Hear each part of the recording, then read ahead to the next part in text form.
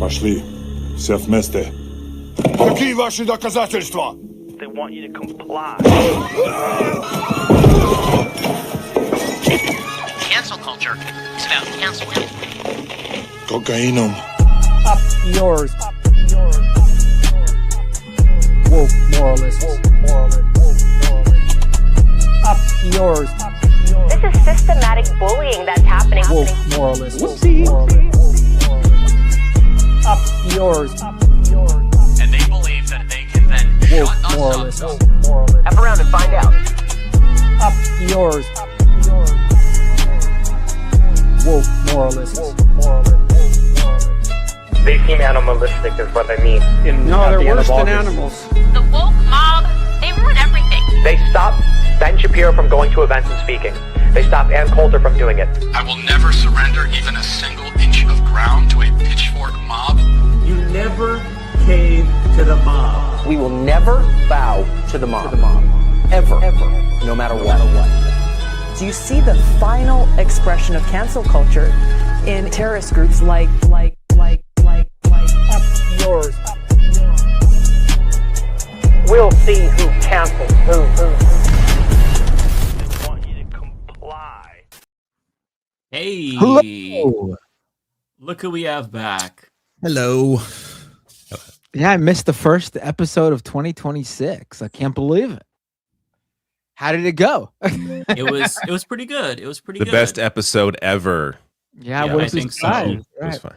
It was up there. It was up there. You were at CES, correct? I was at CES in Las Vegas, right? How was CES? What's the crazy tech from the future you can tell us about to expect? Oh yeah, sure. So a lot of AI stuff. Oh, God. That was the big course. theme at CES. But I will say it wasn't like pointless stuff around like generative AI and large language models. It was basically like, oh, this home device has AI now. A refrigerator with AI, vacuum with AI, and it wasn't like stupid stuff either. It was like, Why does my refrigerator need AI? I want to talk about things like it knows when to when to alter the temperature or things like that. I don't It wasn't need all. that.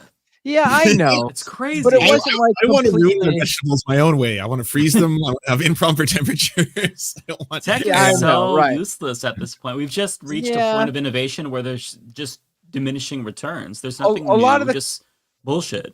a lot of the stuff is like they just put AI in it to say they put AI in it because every company thinks that's where the money is in tech right now.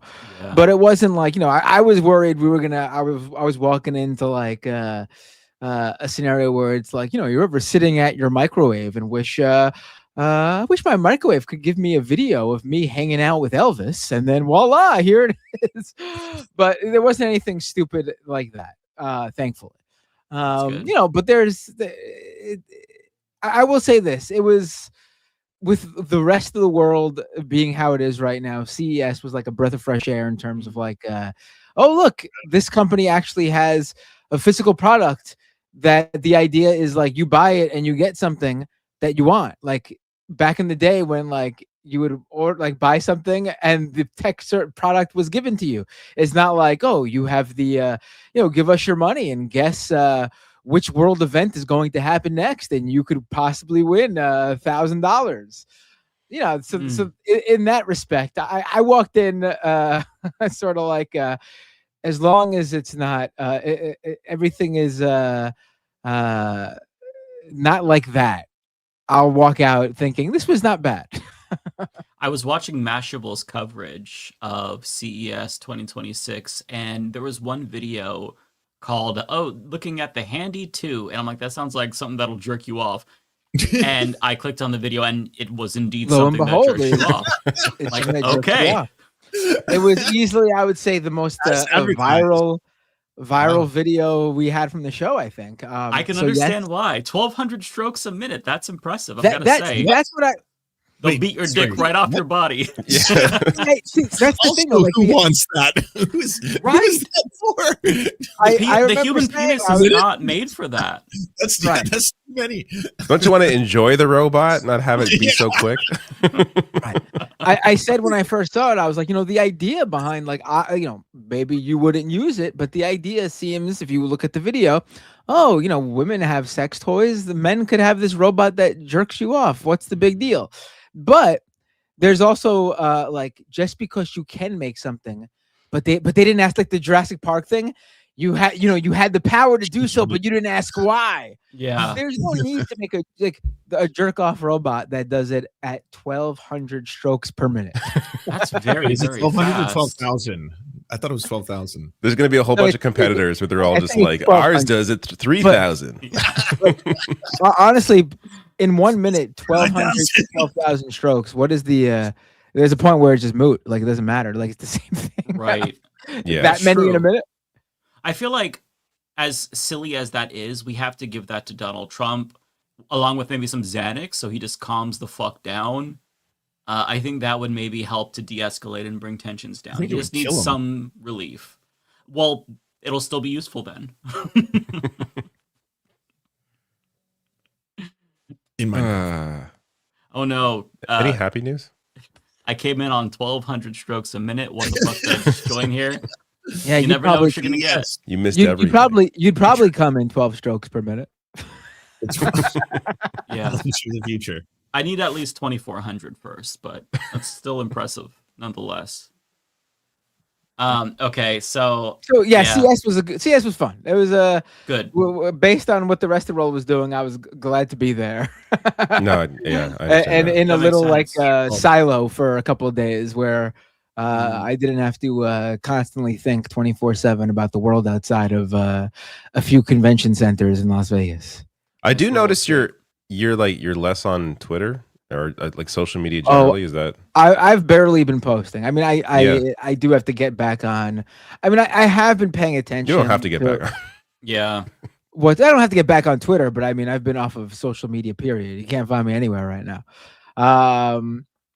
Yeah, I just been, things have been busy, and I've been following what's going on. Like, I was on Ed Zitron's podcast. He was there doing live versions of his podcast while at CES, and so I was there with him live, and we did a podcast. We did a few podcasts together,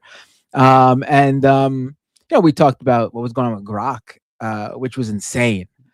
I said when I was there, I was like, listen, like, if you're an AI company at CES or not even, or just, and maybe you didn't come to CES, if you're an AI company, period, this is the week or 2 or 3, however long this was going on for, to put out whatever horrible idea you have, as long as it wasn't what Grok was doing, and you would have been able to do it under the radar, or people would look at you and be like, oh, this is only the second worst thing an AI company has done this week. Because Grok was literally, I'm sure you talked about this when I wasn't here. We did not actually.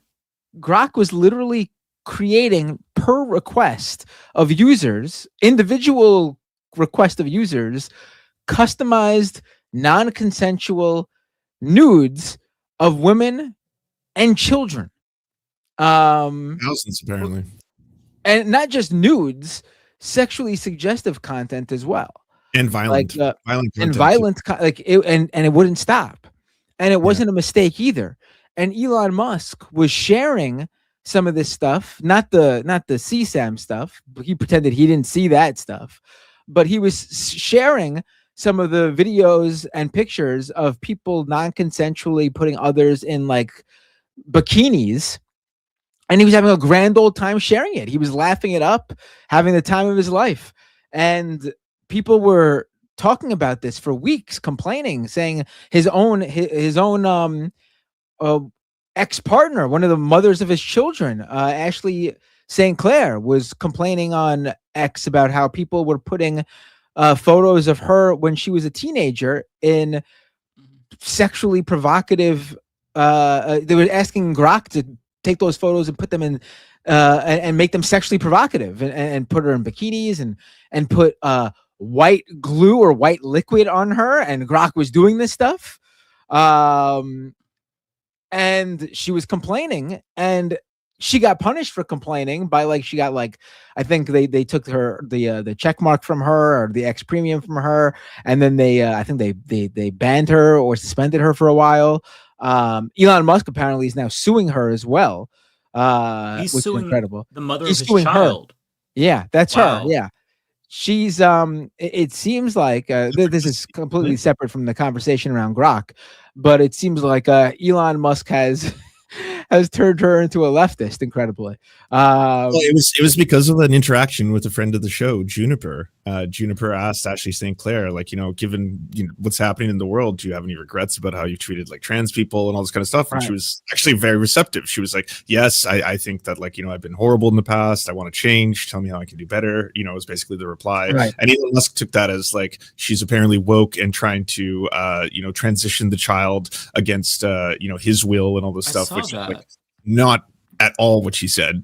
she was she literally says, if you summarize it, I'll try to be less of a shitty person. That's it. It is not. And he's I'm suing you now for bringing up our child. Is he suing or trying to get full custody? Because I saw him say, I'm sorry.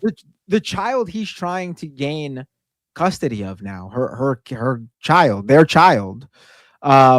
He, for the longest time, according to her, refused to acknowledge that the kid was his, saying it possibly wasn't. And then once it was established it was his, he didn't meet the child till weeks after the baby was born. He's not in that child's life. He doesn't go public about it. Yeah, he doesn't seem to be in any of his children's lives. But getting back to the Grok thing, it was weeks and weeks of this going on. Apparently, from what I was reading too, a few people actually quit XAI, the AI company that actually X Twitter is under now. XAI is the parent company that runs Grok and Twitter. A few of the employees quit Twitter, XAI, I should say, claiming that before Grok, this feature in Grok was released, they brought up the potential safety issues regarding this, and they were shot down, and because they didn't care, and so they left the company over it, because that's what they were hired to do, like point out where AI can do things like that. And if they're not going to listen to them, what's the point of them being there? And just today, I think it was, finally, after it's got to be at least 3 or 4 weeks now of Grok doing this, and at one point they even put the feature behind a paywall when people started complaining. So if you wanted to create, your CSAM, your child sexual abuse material, you had to pay to do it. It was a nice bonus premium feature. And so today, January 15th, they finally announced that they upgraded Grok to stop it from doing this. It can't create non-consensual suggestive material anymore.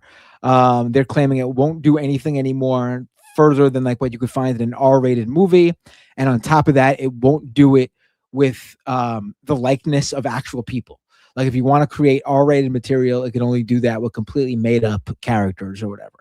There's going to be so many ways to bypass that, though. That's kind of been the but it never was supposed to put you in those sexual positions. People were finding workarounds. That's how they found the bikini cheat code and the other ones, right? But I will say, it was a big step for today to come for them to even make this change. Like you said, they'll probably workarounds, but for them to acknowledge, because again, for weeks, it was a back and forth of, we love that Grok is doing this, to Grok isn't doing this, to, if you make Grok do this, we'll send your contact information to the FBI.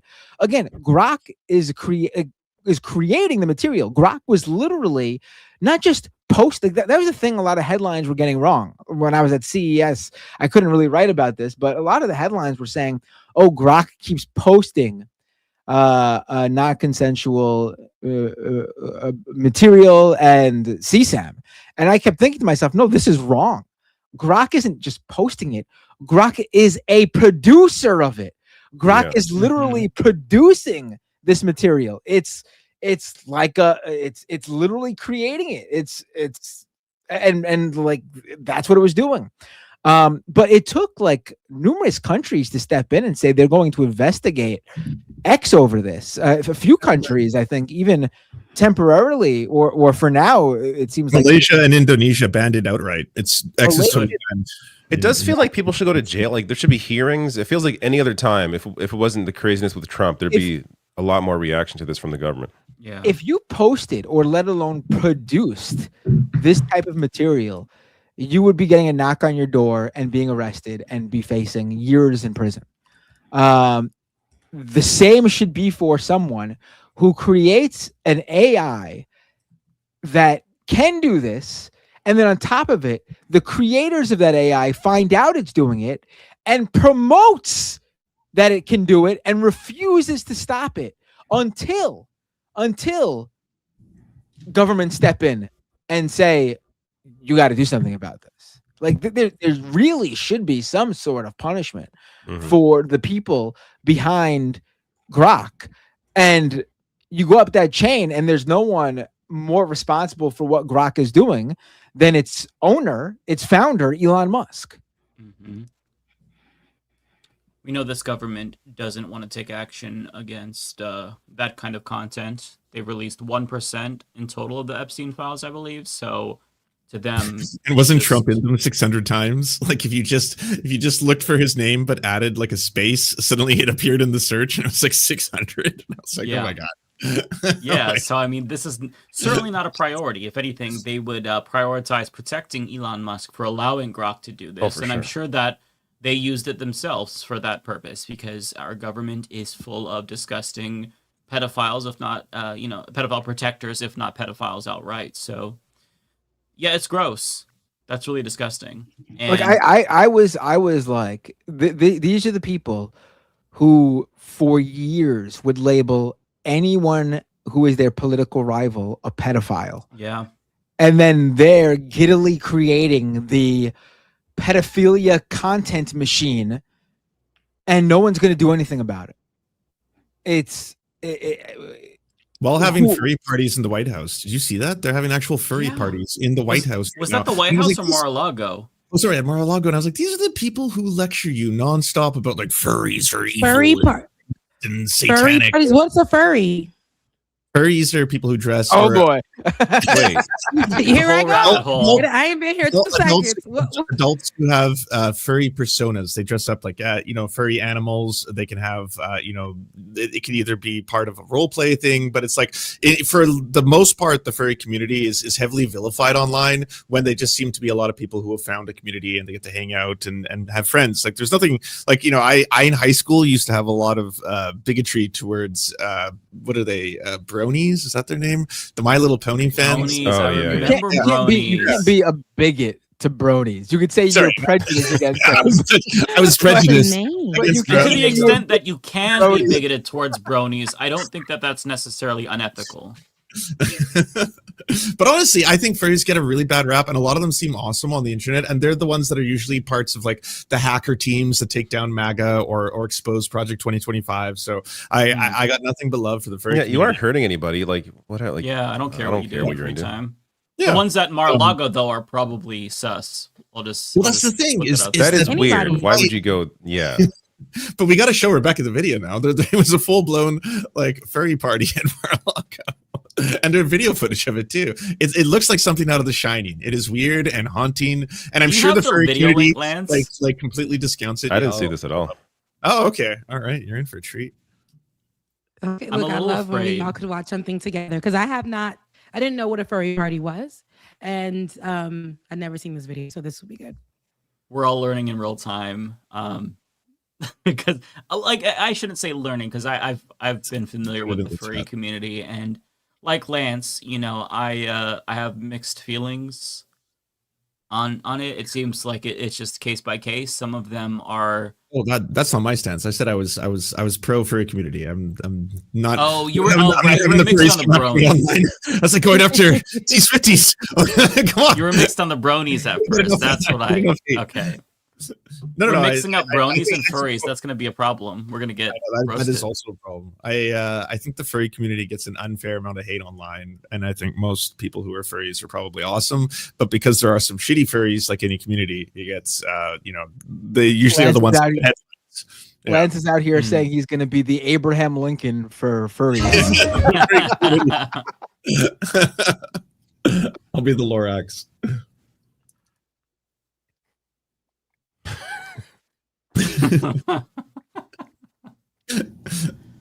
So these are just like no, guys, that's creepy furries, though.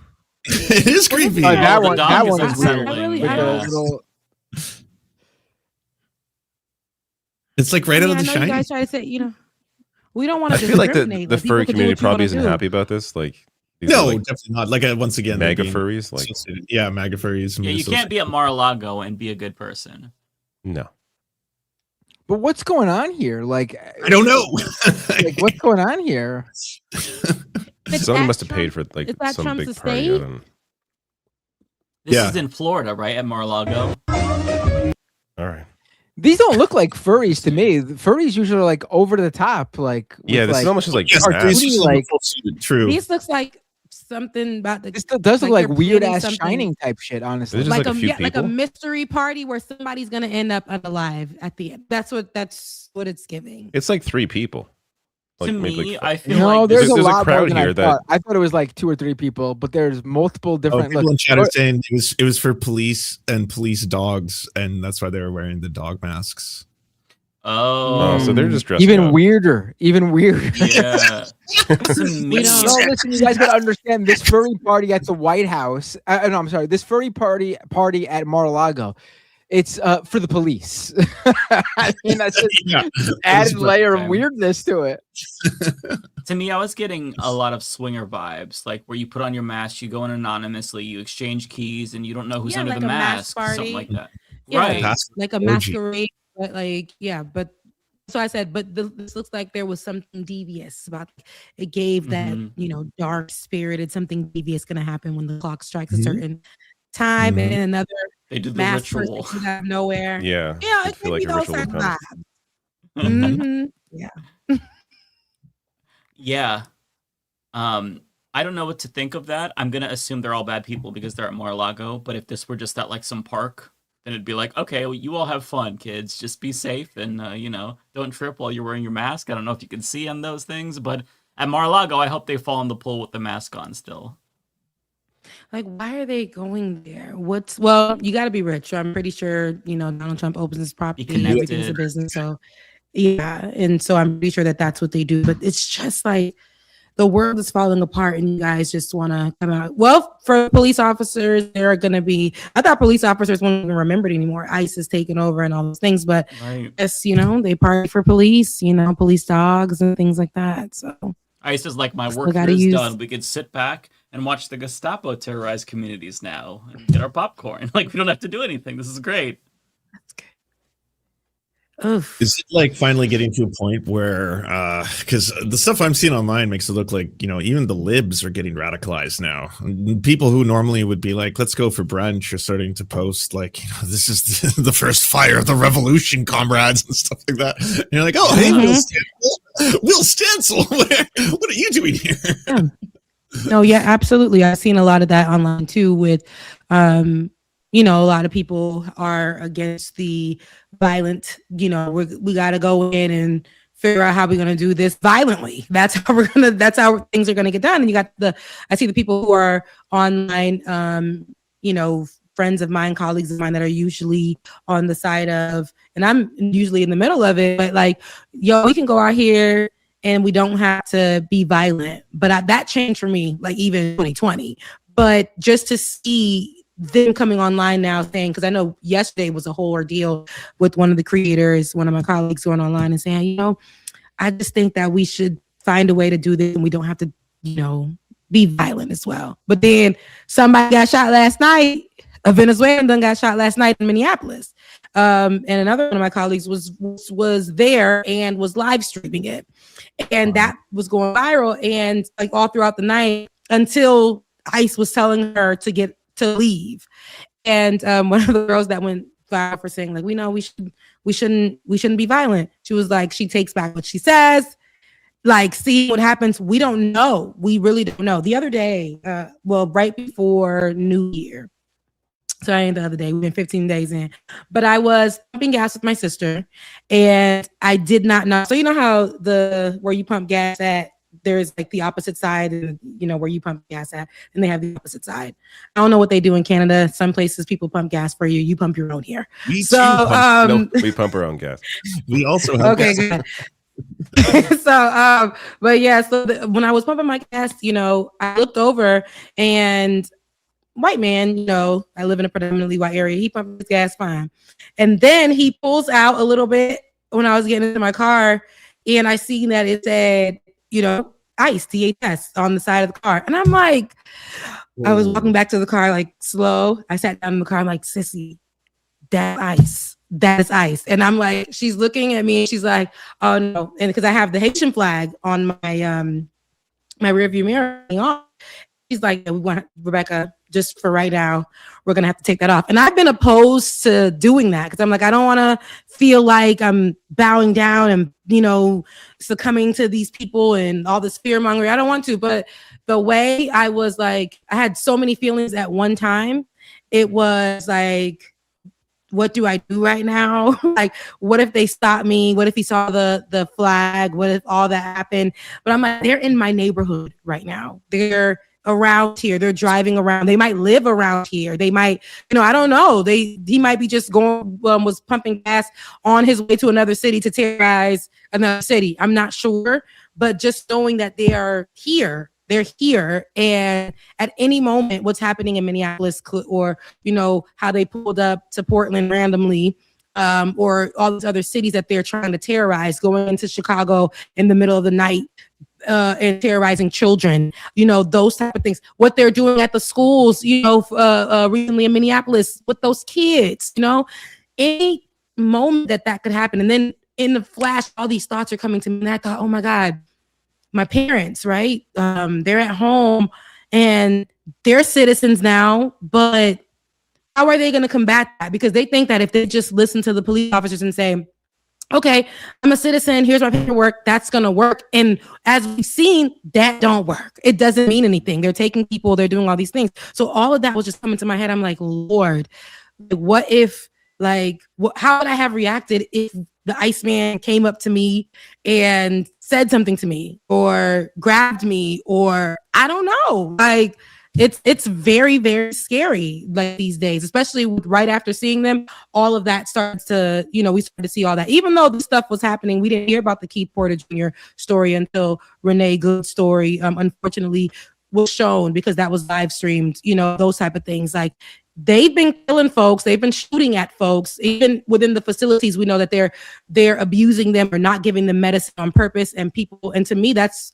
a form of murder as well. So people have died. Just last year, I think 30 people died in ICE custody. Mm-hmm. And there's, of course, not a lot of information around like what happened to those people. And, you know, they're purposefully not telling you. And you can imagine, like, we see what they do in public. Imagine what they do behind closed doors. Yeah. In fact, we are getting a little bit of reports. I think this is still breaking, that ICE strangled somebody in one detention facility. This is like a new developing story from a couple of hours ago. Yeah, and that doesn't surprise me at all. They keep invoking Renee Good. There's an Intercept article about this, how they're talking to people who are legal observers, just peacefully watching what they do, filming them, and they're saying, don't you know what we did to that lesbian bitch? Like, they're saying this over and over again to reinforce this idea that we can kill you at any time. We have carte blanche to just delete you out of existence. And if that happens, then not only are we going to be protected by the regime, we're going to demonize you. Like, they're trying to investigate Renee Good's widow. That's what the regime is trying to do. It's led to resignations and whatnot, but it just goes to show you that the brakes are off the bus. Like, we're headed straight into a fucking wall. And what I really hate is that they're looking for people who are within her family, or her children's family, her ex-husband's father or whoever. He was saying, like, I don't think anybody on the side of it was wrong. He was interviewed saying, like, I don't think that, what they did was wrong, or, what happened. They were doing their job. She was, unfortunately murdered, like that. I'm like, is this, and they're putting this out there. This is what's really scaring me, y'all, or what's really alarming. Immediately after they put out the video, mind you, we seen it though from everybody else who was live streaming, and it done went viral. So we seen it. Y'all putting something out, but they put it out from the body cam. Putting out from the body cam, we're watching, and saying that they dropped it under the guise of, y'all, he was hurt. He was hurt. You can see it from this angle. And it was like, no, actually, it lets us see that we were right all along from what we saw from the first angle. This angle actually helps us to see that it's contradicting what you guys are reporting, that he was hurt, because immediately after, and you left that part in, he says, and I quote, fucking bitch, right? You fucking bitch. After you hear the car crash into a pole, that means after he took out his gun, shot this woman in the face, let off a few shots, shot this woman in the face. After it hits the pole, you hear him say, you fucking bitch. Okay. So, and then for them to even go further and say Turner bleeding, even though there is footage of him walking off. He wasn't hurt. It didn't touch him. And they went on. Even though this is alleged, but they put out their own reports, and we just have to go with what they're saying, that he suffered internal bleeding. That is scary. But then what goes beyond that for me is the fact immediately the conversation started going into immunity. You have JD Vance saying they're going to have total immunity. It doesn't matter. They're doing a job for us, and they'll have total immunity. Even though there was no law written or anything like that for them, he's automatically saying they good. He puts that out there. So these people who have, most of them are coming from backwoods, no education, hate in their hearts, given a gun, no true training, just literally given a gun as if there is a war out and they have to get it, anybody and everybody out there to go and kill, steal, and destroy. They have no immunity. So now they're walking around. You have gun happy people in a country that has no gun laws, right? They have gun happy people who are coming around and ready to shoot people on sight. How come immediately after that, we heard 2 people getting shot? And right after that, the day after Renee Good, we didn't hear about Keith Porter Jr. out in California because the officer was off duty, right? Mm-hmm. But the thing is, how we see police officers, they still act like they got their badge on when they don't have their badge on, right? Well, the same thing applies to ICE officers, especially with the power that they're given today. So Keith Porter Jr., you have Renee Good, you have the 2 Venezuelans that were shot in Portland, Oregon, right after, and a woman and a man, I think a man and wife, they shot them both, saying that they were affiliated with the Venezuelan gang. But there was no footage on what happened. There was no, they didn't want to get the eyewitness reports. They didn't want to put that out there.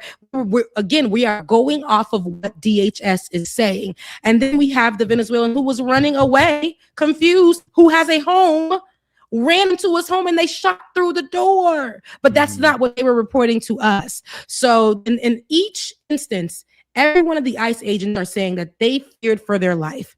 What I see too, what they're saying, because they said this with the case in Portland, Oregon, that the car, they felt like they were threatened by the vehicle. Yep, they keep saying We've seen that with Renee Good. They're going to use that across the board. We're not going to have any confirmed information. It's going to be whatever they're saying and whatever they put out, we're going to have to go with. Imagine that type of immunity. So now they're going to be like, that person had a brush in their hands and I felt threatened. And that was enough for me to shoot them and their child and their family or whatever the case may be and their wife. So they don't care now. Women, children, anybody can get it. Stay out of my way. And I don't know how they're clocking folks. My colleague Georgia, she just put out, she's actually in Minneapolis on the ground right now. Georgia Fort, she's covering this thing. She lives there and she's been at every moment. She just covered how at a local restaurant, a man was going out to do his job. He was going out to take out the trash and then go into the utility closet they have outside, the utility trailer, to get some stuff to restock. And the DHS that was sitting out parked in Minneapolis at this restaurant, got out, walked into the utility trailer, took the man, dragged him out. It's on video. And he's calling for help as they throw him down on the ice. Ice throws him down on the ice. And he's calling for help. And the restaurant owner put out the video himself because he's like, this is what's happening. They are parking places. That's why, and then it made me just go back to the gas station. I'm like, these people are camped out, parking somewhere. If you just look, feel, seem like, I don't know if they know people by name or they're just like, there are Hispanics that work here. Let's get the first one that walks out. Any of those moments, any of those things. It's gotten to the point where there are so many videos now of them just walking up to black and brown people and asking for their papers, like this is Nazi Germany. In Minneapolis, they really are going door to door. They're breaking down doors. There was, I did a video about this earlier this week, but there was a woman who they broke down her door in Minneapolis and she was asking them repeatedly for a warrant. People outside, legal observers, were asking for a warrant and they said that they don't have to give them a warrant. And eventually, like after this all had taken place, she had showed reporters what they had given her after they had barged into her home, and it was not a warrant. It was not a judicial warrant signed by a judge. It was an administrative warrant, which is not the same thing. So they are literally breaking down people's doors without warrants, asking people of color for papers, and terrorizing people who are literally just like passersby. There's one story that I wanted to... there's actually a video that I want to play for you. So this guy right here... He lives in Minneapolis. He was just trying to... He has 6 kids. He was just trying to get his family... a 6-month-old baby. Yeah. He just wanted them to get out of basically the war zone, for lack of a better word. And ICE threw a fucking tear canister gas into his vehicle with his 6-month-old and a 2-year-old and the rest of his kids. And it took them minutes for him to convince them to let the ambulance administer aid. Like, even after they had thrown a fucking flashbang and a smoke grenade into his car, they wouldn't let medics take care of the children that they had injured. Like, this level of depravity cannot be, it can't be reformed. It can't be fixed. It has to be not just abolished, but like every single ICE Nazi has to be prosecuted, because the reason why they feel so emboldened is because they literally are secret police. Like, think about how much worse they are than the cops, right? As bad as cops are, you at least have some way to try to hold them accountable. There's a semblance of accountability, the possibility of justice, right? They have a name tag they wear, a badge number. You can report them. But with ICE, if some masked thug chooses to brutalize you or rape you, you can't even describe his face. They're all wearing masks. So there's absolutely no recourse. And on top of that, like, they all have immunity, according to Stephen Miller and JD Vance. But like, this story right here, this is the one that like made me lose my mind, because there's nothing that describes their depravity more than them not letting medics get to his 6-month-old. Like, this is crazy. Officers threw flashbangs and tear gas in my car and made I got 6 kids in the car. Lord, my 6-month-old can't even breathe. My 2-year-old then flipped out the damn car. This was flipped over. My car. Jesus. I'm trying to pull my kid out the car. I'm telling the officer I need ambulance. It took him 5 fucking minutes. He's going back and forth with me, telling me to go back in there and call and tell them to come up Lindale. They can't even come up Lindale. Were you participating in the protest? No, I wasn't at all. I didn't live to be, not to say it like that, but I wasn't. Like, you were just here. Yes. Yes, I was trying to leave. Officers threw flashbangs and like, I can't get over this. I can't get over the fact that, like, let's just assume for a second that they had no idea that they were throwing flashbangs and a smoke grenade into the car. Not something you should do. That's not safe for adults, right? But after realizing that they injured children, to not let them get the aid to the kids is something that is just so beyond the pale, even for this regime. And by the way, all 6 of his kids had to go to the hospital. They're fine, thankfully. But it was serious enough to where they needed to get to the hospital because, you know, if you have ever been pepper sprayed, I have not, but it is very, very dangerous. These are chemical weapons, and they should not be used so flippantly on civilians. But if you listen to some of this footage out there, it sounds like a war zone. with you know fucking smoke grenades going off, and just the way that they're opening fire on protesters. It really is like dystopian. When you'll hear there's footage you'll hear where some of the ICE agents are like light their asses up. They're saying this. Yeah. They're saying light them up, light their asses up, and they're throwing grenades. And you'll hear them like exploding.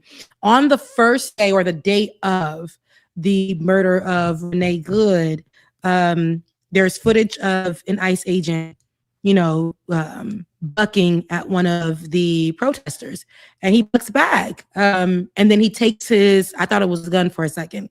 He takes whatever it is that shoots out the tear gas and shot him directly in the face. I saw that. Yeah.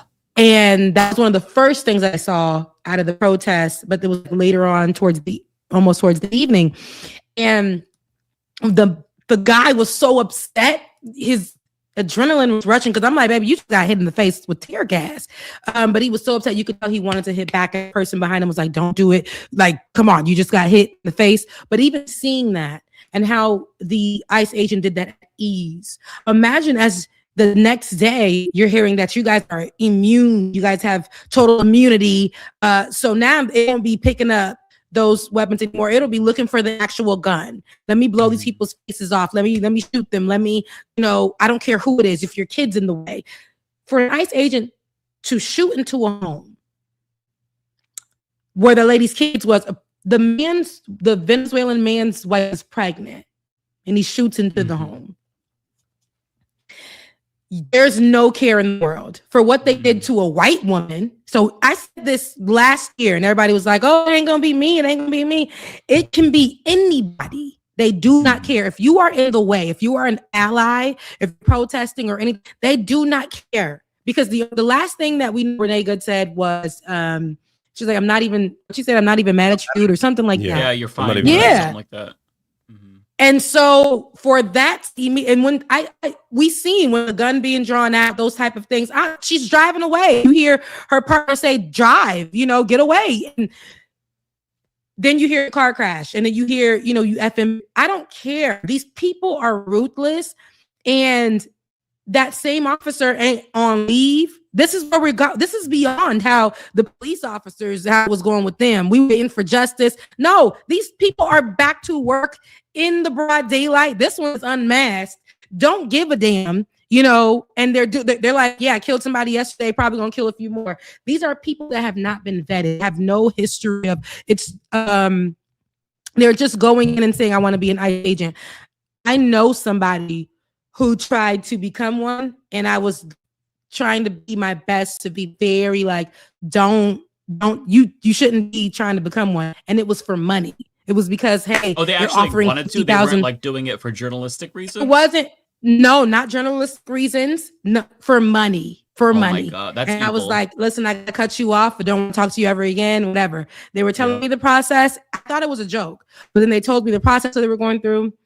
And I was upset about it. I'm not gonna lie. I try to keep it cute, but I was really not okay with it. It's not my life. But they weren't even like. First of all, you're not even American, for real. But that's what they're doing. They're getting any of the people who like these. A lot of immigrants have this idea that Donald Trump likes me because I'm the good immigrant. I came here on a plane. I came here, I did the right things. I kept my head down and I didn't say anything. The other people are coming here. They're not my people because they're here doing evil stuff. But you guys don't even know who you're getting. You're getting somebody could be your uncle or whoever with an assumption that they've done bad. But just because you are wearing an ICE badge, nobody is doing any kind of research, there's nothing. They're just finding people, profiling people, stereotyping people, catching them that way, going into communities where they're going to be majority brown people or majority of this person in those communities and taking them. So this guy was telling me that as he was doing it, the process, he's like, I'm going in, they're giving them $50,000, they're offering $50,000 off top, and so, but they were doing extensive, if you were not from an American background, then they were doing extensive research with you. The white ones, no. They were getting in and going straight there.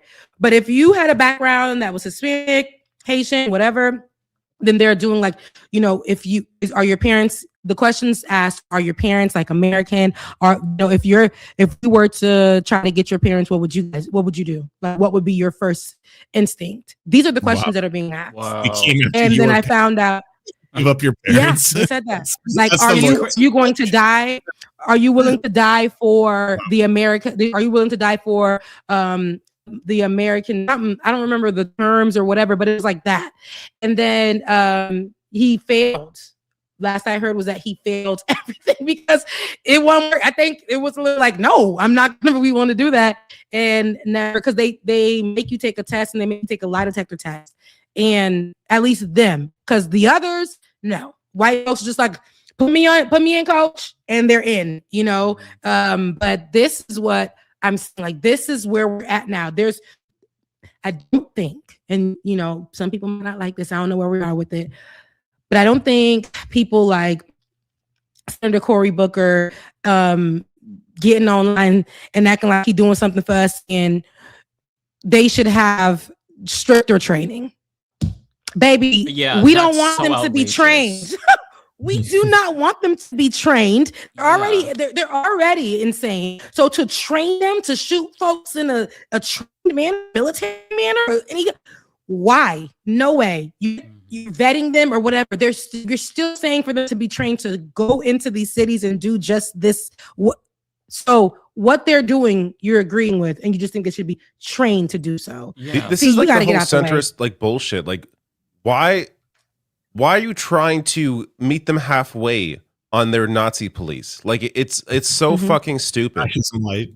It's insane that you could even try to argue that you should keep this going. 59 Democrats just vote for, or was it 59 Democrats who voted no to pass the budget? Now it's going to be going to the Senate, but there was like a whole bunch of Democrats who've seen everything that's going on right now between, like, you know, the invasion of Venezuela, the impending invasion of Iran, the destabilization, the ICE, you know, Gestapo, and then they were like, yes, let's fund this. This work. Not only that, I'll do you one better, Lance. 75 Democrats in 2025 voted to express gratitude to ICE. Oh, These 75 Democrats. And 2025 was 15 days ago.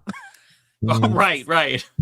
So yeah, we have a Democratic Party that is completely complicit. I mean, this guy, Sri Thanador, he just introduced legislation to abolish ICE. Last year, he voted to express gratitude.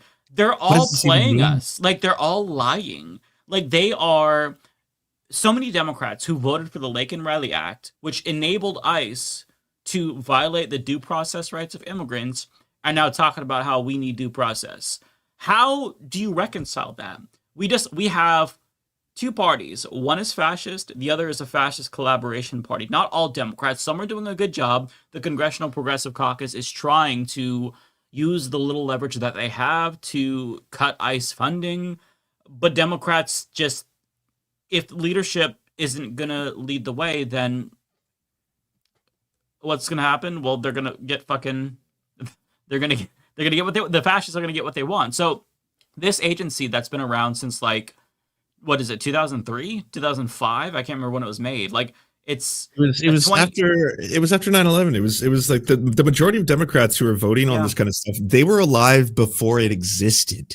They have lived in the world before ICE, and yet they're still like, you know, well, we can't get rid of it. That's completely out of the parameters of respectability. We can't get rid of it. We have to have ICE. The best that we get from Democrats is, well, let's just train them better. Motherfucker, it's not the training that's the problem. We're talking about Nazis. So many people in ICE, they are former Proud Boys, former Oath Keepers, former 3%ers. So there was a lead. Tarrio, whatever his name. Enrique Tarrio, leader of the Proud Boys, is a fucking ICE agent now. And like, somebody made a really good point about this on Twitter. They said, do you remember how, like, you'd see these U-Hauls drop off like a bunch of Nazis at any drag queen event or protest? Well, that's not happening anymore. The Nazis didn't go away, though. They're just showing up as ICE agents. That's so true. I haven't heard about the Proud Boys. That is facts. We haven't seen them little people with the, you know, hoods and the rallies going around and all the people. They have now been directed to go straight into ICE. It was a jobs program. It was a far right jobs program. For Literally. We've institutionalized the fucking Proud Boys. We've institutionalized all these far right militias, and now they're doing exactly as you would expect them to do. They've been like right wing extremists have been unleashed on the streets. Oh, and I want to bring this up. Reporting from Ken Klippenstein. You all should definitely subscribe to his Substack if you haven't already. So he revealed 21 different programs from ICE. And his reporting confirms that ICE isn't just about immigration enforcement. It is about cracking down on Antifa. It is about cracking down on left-wing extremists and basically anyone who's anti-Trump. So this is basically the personal paramilitary Gestapo of the president. They are used to terrorize his opponents, to terrorize cities. He's threatening to cut off funding to blue states if they have any cities that are sanctuary cities. He is wreaking havoc on the country right now. And I just feel like this is really unsustainable. Like, I don't know how we can tolerate this for, 3 more years, especially when there's just no opposition. Democrats are not even trying to put up a fight. It's just crazy to me. Like, the Never best seen thing. it. Yeah. I mean, I appreciate some of the Democrats who are saying, just take some photographs, make sure you're watching, because this is all going to be used for their future prosecutions. But I mean, we all know that the second Democrats actually take back the House, like, are they actually going to do anything? They won't use what little leverage that they have in funding fights, and that's all that they have. But they refuse to use it to claw back any funding from ICE. And it was what is her name? Rosa DeLauro. I can't remember. It's the Democrat lady with like purple hair, and she was criticized because she refused to commit to funding or trying to defund ICE. And she came out afterwards and was like, there's so much misinformation going around about me. I do not, mark my words, I do not support increasing ICE's funding. And it's like, wait. We're not saying that you want to increase the funding. We're asking you to grow a spine and decrease their funding, or at least try to decrease their funding. And before that, she wasn't even talking about attaching riders to it to try to get them to unmask. Like, you could shut down the fucking government and say you don't get a penny unless you make sure these thugs can't mask for now, unless we claw back the funding, like anything. And we get nothing. Cory Booker was on MS Now talking about how, well, we couldn't hold the party together for the shutdown, so... and you just like, so you're just not going to try? I mean, can't you try to make others in your party fear the base? Like, is there not any attempt to even fucking try? Like, get caught trying, for fuck's sake. And we just get nothing. So meanwhile, the country gets terrorized. We have this Gestapo asking for the papers of black and brown people. These are the constituents of the Democratic Party. These are the constituents of Republicans as well. And this is happening, and we're just supposed to like tolerate it for 3 years. It's outrageous. I don't even know what to say. Like, this is all like so mind-boggling to me. I've seen they don't even want to do defund ICE because they're like, but what about the optics? No. What about the optics? I was like, they're shooting people in the face. Like, what optics do you need? Like, I think now is the time that someone should come forward and be like, when is it going to be the right time? When they shoot a baby in the face on camera? Is that when it's going to be the right time? This is how I felt about when it was the children, not was, because they're still doing that. The shooting up schools, right? When is it going to be a right time to speak about gun control? Now, this is even a bad time to speak about gun control, because you guys are just giving these people willy-nilly the ability to just go up and shoot them. But this is not, you said, it's not only, it starts with the immigrants. As soon as you see immigrants, it's on site. If you look like one, it's on site. You just got to go. We don't hear nothing you got to say. You're going down. But then it's like the person who says, right. The person who's on camera yelling, shame, shame, shame. Now it's going to have the ICE agent turn around and be like, oh, so you want to be like, you be like, hey, what it is? Okay. All right. Now they're invoking her name, right? Disrespecting her. And what's crazy is they know they're not going to mention Kevin Porter, because they're like, yeah, that was a black man. We don't give a damn. It doesn't matter. But if you think that you're going to be an ally to the people that are anti-Trump, you're getting got too. Like, as you were saying, it's not only, it's going to be, of course, the umbrella is going to be the immigrants, but then you're going to have the people who are allies to the immigrants. Then you got the people who are going to be LGBTQIA+. It doesn't matter. anything that is on the anti or Donald Trump is anti of, that is going to be the target. Those are going to be the targets. It doesn't matter if they're walking down the street to get to the immigrants. If LGBTQIA plus folks are in the way, they getting got. This is what it's going to be. So I don't know, like we were saying, it's getting so bad. We say this, but this is actually happening in real time right now as we speak. Minneapolis is under attack. They are not sleeping. The kids are not going to school. The kids are being attacked by ICE as well. So parents are having to protect their children. People are having to choose to not protest to keep their kids away from that stuff. Like that man that was trying to get up out of there, but ended up getting caught up in there. And ICE is in the way. Again, you gonna be in the way to ICE. He was black. So they're like, you just in the way. You have to be with these people. You got to be an ally to these folks. And he said he ain't got, this is the thing too. I understand the folks that are not going out to protest because they don't know if they're going to return back home. They don't know if they're going to be returned back home. So this is one of those things it's so scary. It's happening right now. And I can't really sleep because I just keep thinking about my mom and them back home. And I know somebody mentioned like in Florida, if they disappear them, nobody's going to care because it's Ron DeSantis. Camp out here in Georgia is one and the same. You got all of these folks from here up to Texas, up to whatever. California, this happened in California last year. What was January? Fires were happening. People were fighting about immigration.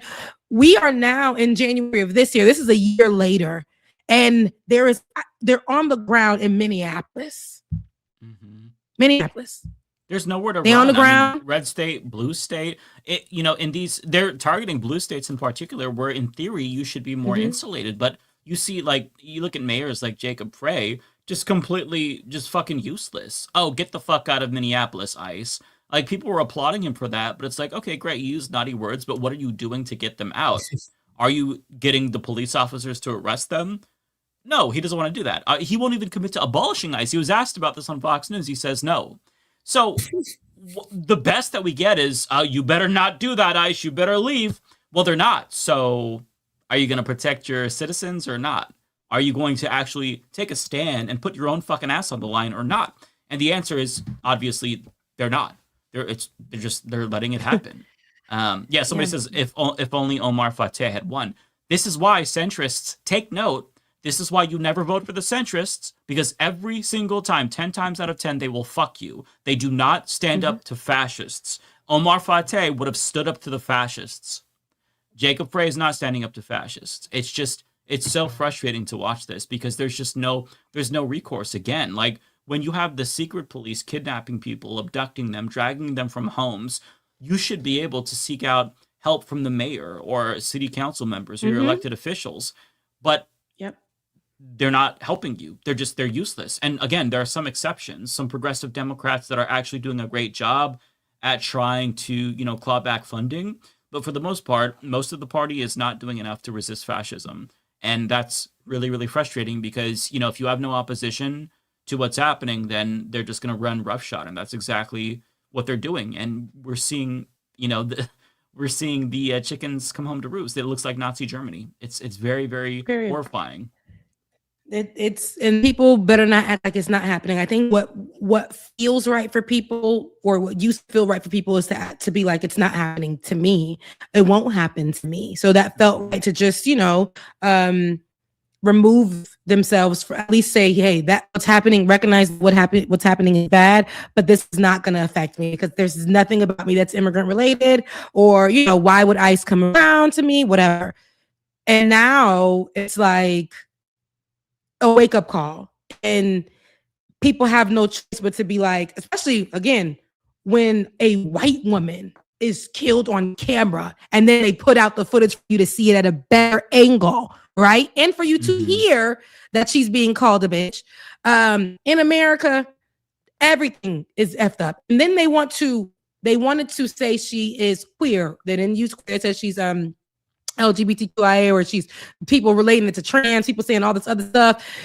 They wanted to criminalize that. So that was the first thing that you heard when they were trying to describe her or giving a description of her, which once you white woman, they're like, wait a minute, not one of ours. But they had to say, wait, but she's part of the LGBTQIA. And it was like criminal, she should have died.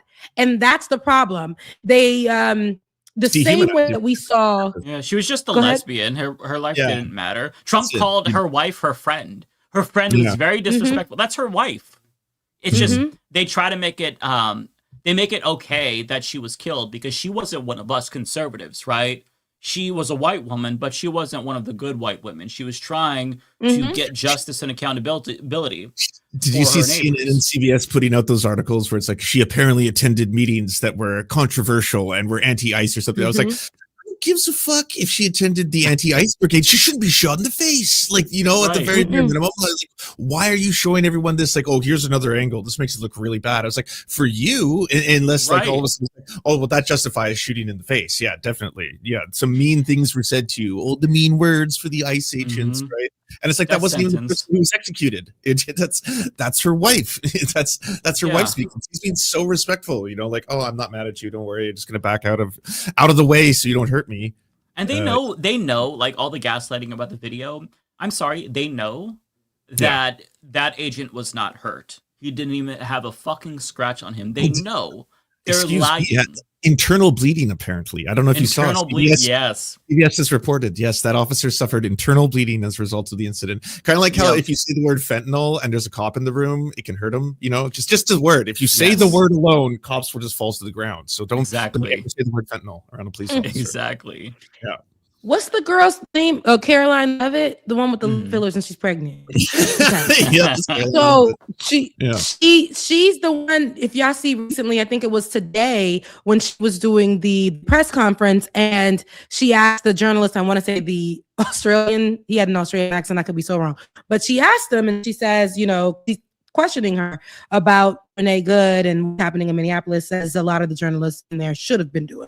And she says, she then asked him a question. Do you know why Renee Good died?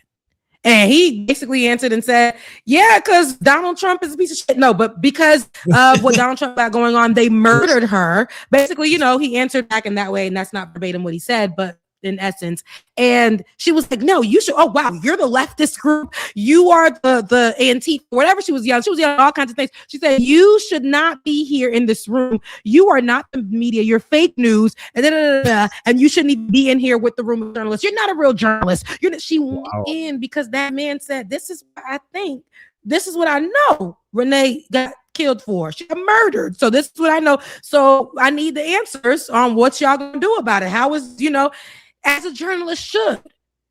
And she wanted him to say, as he's a part of the KKK media that's in the room, to say Renee got murdered because she was anti-Donald Trump, and so that's why she got murdered. If he would have answered like that, she would have been like, exactly, as you know, and then continued on with answering any questions that he might have had. But because he was trying to get them to understand, like, why was she murdered? Like, you know, what y'all gonna do next since y'all done murdered her? So who's next, basically?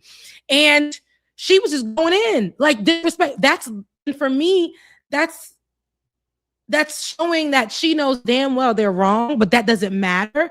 But this is what we're going to see more and more of. They're going to attack. They were so, like, how did this person get past anything? Because who's supposed to be in this room is supposed to be right wingers. Because remember, they took away passes from many of the mainstream media folks or independent journalists who are usually in those rooms as White House press journalists for years. Different local newspapers, all these things, different media companies for years. And they took away their access and gave it only to right-wing folks. And here we're seeing now she got mad because she was looking like, how did this niglet slip through the cracks? How did this happen? And my thing is, like, if they're going to be removing our voices or removing our access to these rooms and stuff, it sucks, but at the same time, it's like, nah, we gotta make sure that we keep, however they snuck into the room, hey Ariana, however they snuck into the room, they gotta keep on doing that, because I love to see Caroline just really melting, you know, her lip work dissolving right in front of us, like all of the things. And but at the same time, like I said, the immunity part of it, all of that BS is is what really scares me the most, because not only are they controlling the narrative, they're having these press conferences and making sure that the Nazi journalists are in the room to be able to control what is posted or put out, what people can see across the board. God forbid they start to control what we post online, because they're already suppressing what we post online. Some things of ours are going to be, people can see them, and then we'll post right after and nobody can see it. And they're going to make sure they suppress your voice, your platform. And it sucks because, you know, we know that the people who run these platforms have some kind of relationship with this administration, have given to this administration in some form as well. And so at any time, will Donald Trump say, you know what? Leftist group can't be on this ad no more. Now I got to go. That's what I'm waiting for too, Rebecca. Because I mean, think about it. Meta, Mark Zuckerberg. You've got the Google CEO and co-founders, all Trumpy.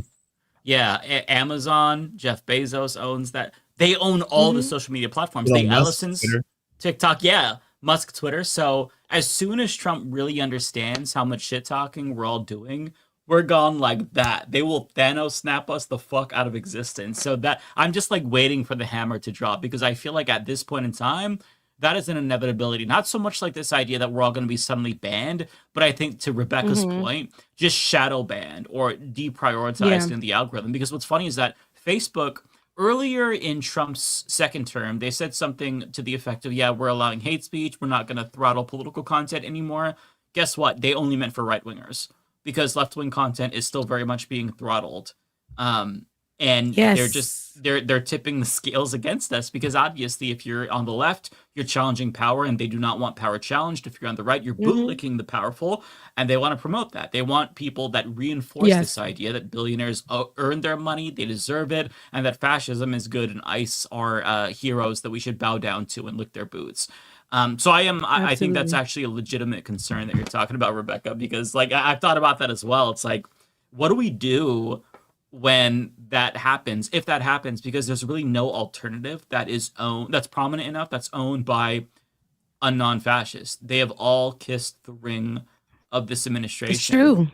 So we're kind of up shit creek without a battle if that happens, but you know, nevertheless, we keep going on. Like the control is just so apparent though. Like they don't give a damn. Well, I talked about it, and every time I feel like, you know, I just am very, like I could see the future a little bit. So I've covered a story on it, and then it'd be like they're going to me and Ben has been like, I've been covering this like since 2016. We've been like on and we've been foreshadowing what's to come, but we didn't know when, how, and here we are, and it's just so strange to be living in it. But at the same time, it's like we said it. Now what are we gonna do with it? Like, how are we gonna do this now? How are we gonna, like, what happens next? It's just like, how do we mobilize for this? I think like right now we just gotta think about what it looks like for our communities, for our families, if you have immigrant family members that live here, those type of things. But I seen a friend of mine, Kevin, he was like, he bought whistles for people in his community so that they can, that's smart, you know, alert each other on how, you know, when, you know, ICE is in the neighborhood or something like that. I think that's cool.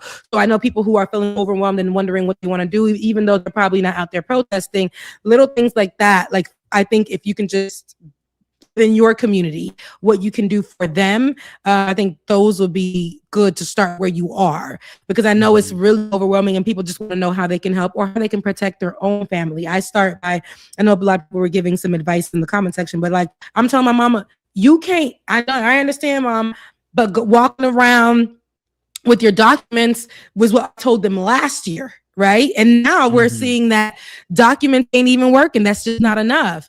You know, they can't hide their accent or the language they speak. They live in a place that a lot of people predominantly speak Haitian Creole everywhere they go. And then they have an accent. My mom hardly speaks English. So, you know, it's one of those things I'm just like, I really don't know what to tell them over there. And so I don't know.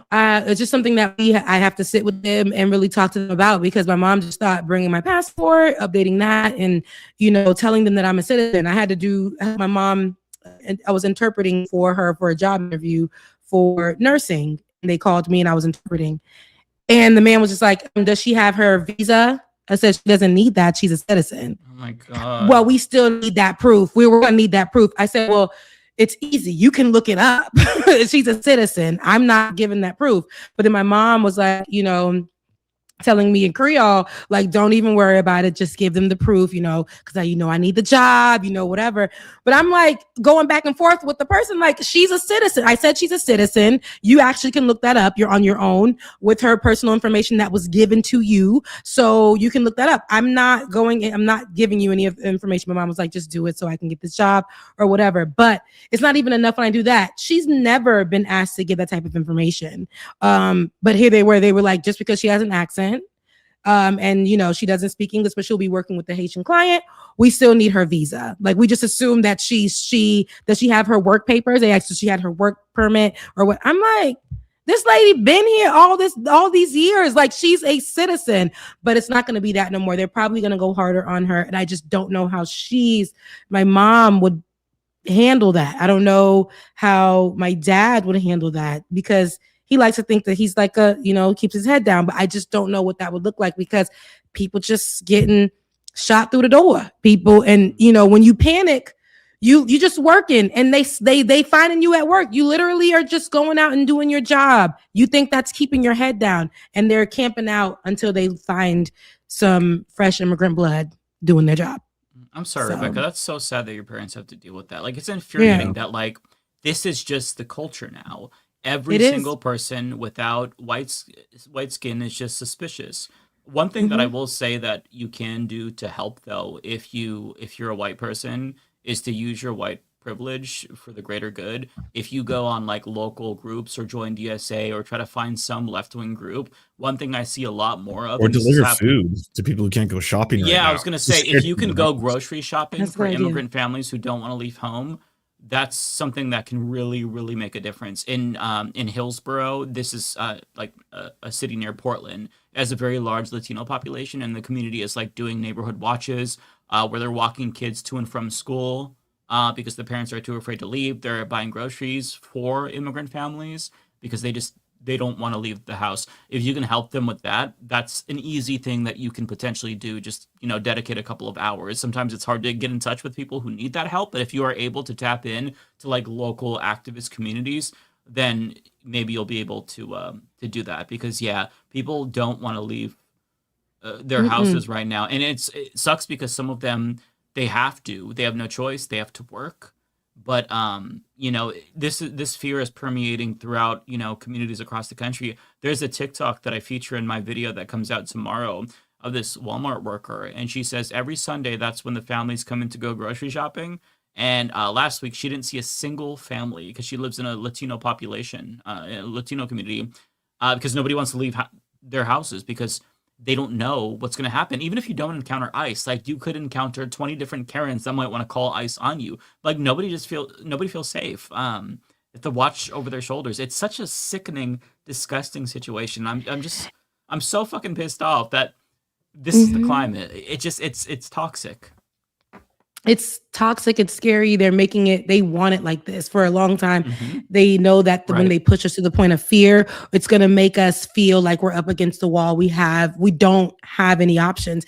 And they're continuing this by, mind you, this is, we hosting the World Cup, okay? Where it's a lot of Black and brown folks who gonna be outside, right? Haiti, I know they had Haiti, we are restricted ban country. Iran, same thing. Like there's this whole idea that these people are not good enough. We're gonna host the World Cup with the greatest. Gonna have a fucking field day. I worry. Exactly. So a lot of people are afraid. Atlanta's having a game, soccer game against Haiti and Morocco here for the summer, and Haitians already were like, we can't come from Haiti. So all the Haitians locally are like, oh, we're going to go. We're going to make sure we contribute and things like that. But now a lot of people are all saying, you know what, I might give my ticket back, because what if I'm in line for this game? ICE gets out there and attacks us. This is what they're thinking. Like, we can't do that. My mama said for church, she lives in Florida and she leads the Sunday service. She said none of them, a lot of them came recently within the last 5 years.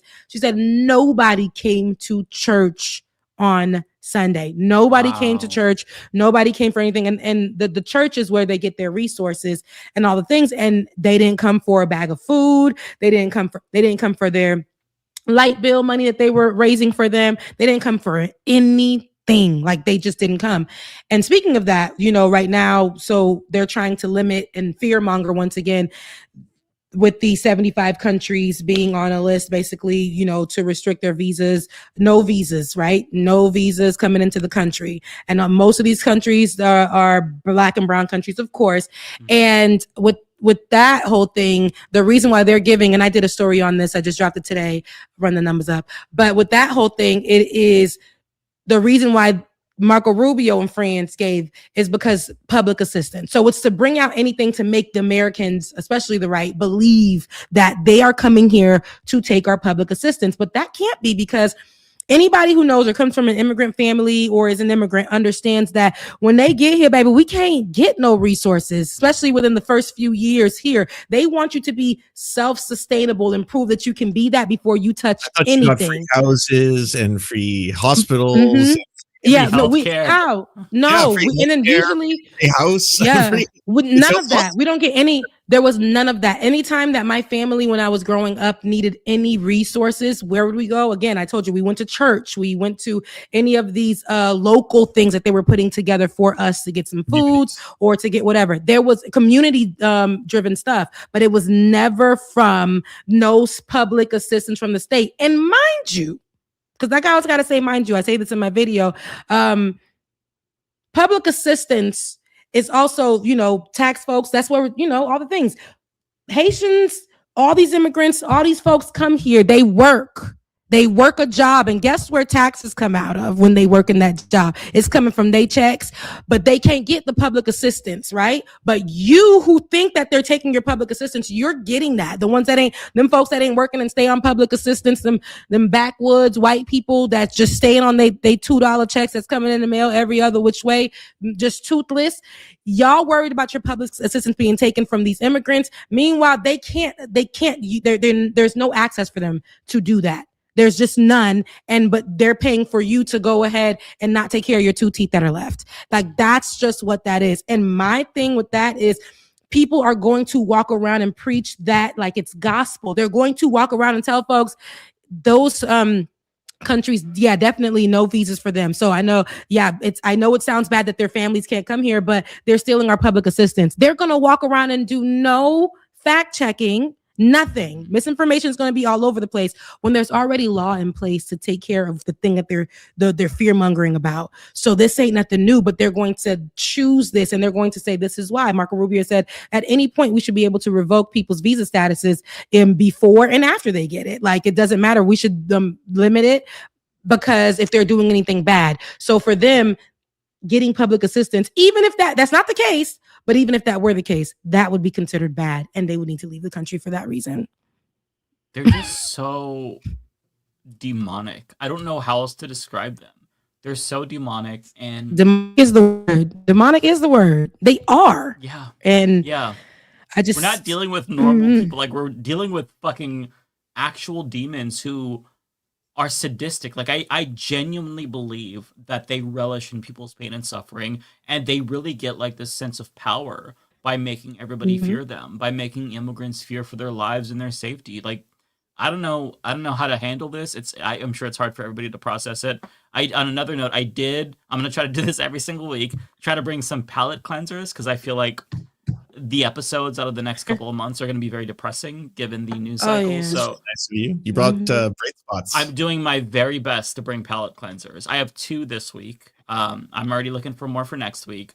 So the first one is just some nice little, so we didn't get to talk about this during the break, but there was a bunch of right-wing infighting, and I really, really was chomping at the bit to talk about this. I enjoyed all of your episodes about this that I watched. But we have the latest banger from Candace Owens, if you guys wanted to watch the time traveling one? Yeah. I haven't seen this. So I read the synopsis of the person who tweeted this, and they're like, yeah, she's saying that Charlie Kirk was a time traveler. And I'm like, okay, sure. I'm sure that's exactly what she's saying. In the Matrix. And I watched the video, and I'm like, oh, no, that's literally what she's saying. Like, because, sometimes when people share these videos on Twitter, they're a little bit hyperbolic.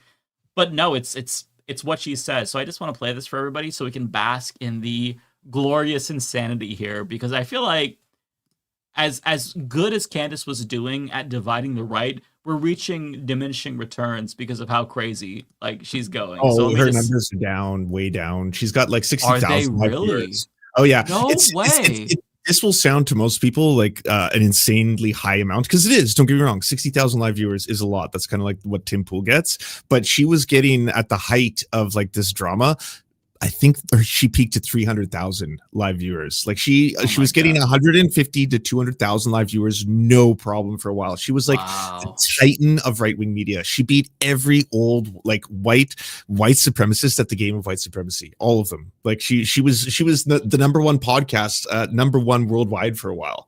So she peaked and now is wow. Yeah. What a quick fall! As quickly as she rose, she falls. It's crazy. But yeah, get a little of this shit. Why did Charlie think he was a time traveler? He said, as I showed you in earlier messages, that he was a time traveler and he had to find me. Is that just something people are saying to their homies in text messages? And again, not anything that I would have placed so much emphasis on back when he was saying it, but it came to fruition. The other parts, he did die young. Why did he think that him dying young was necessary in order to change things? He did die young. It is related to Turning Point USA in some way or another. At the very least, we could all agree it's related to him speaking at a campus event for Turning Point USA. I'm totally occupied by this. I tell you, I read these messages and I'm going, what is this? What is reality, actually? And Charlie died. Yes, like I said, it was related to this organization. And I think we would all agree that his death and the manner that they did it changed the world in ways that I don't think we can fully realize, or certainly not in a way that I can articulate. You just cannot pretend that all of this is one big unhappy coincidence. It's entirely plausible, I think, that they knew something about Charlie. And that's why they had him marked and had him monitored and had him likely followed since he was young. And maybe they thought, like the agents think, that if they swarmed him and they stayed with him and they pretended to be his friend, that ultimately they could control Charlie and perhaps change an outcome. They could literally change an outcome related to Charlie. So when for the first time in his life, because I do believe he was managed, I mean, I've already said I was handled. I didn't recognize that I had agents. For the first time in his life, Charlie peeks his head up and starts to push back in a meaningful way. They couldn't stop him from becoming bigger. That seemed to be inevitable.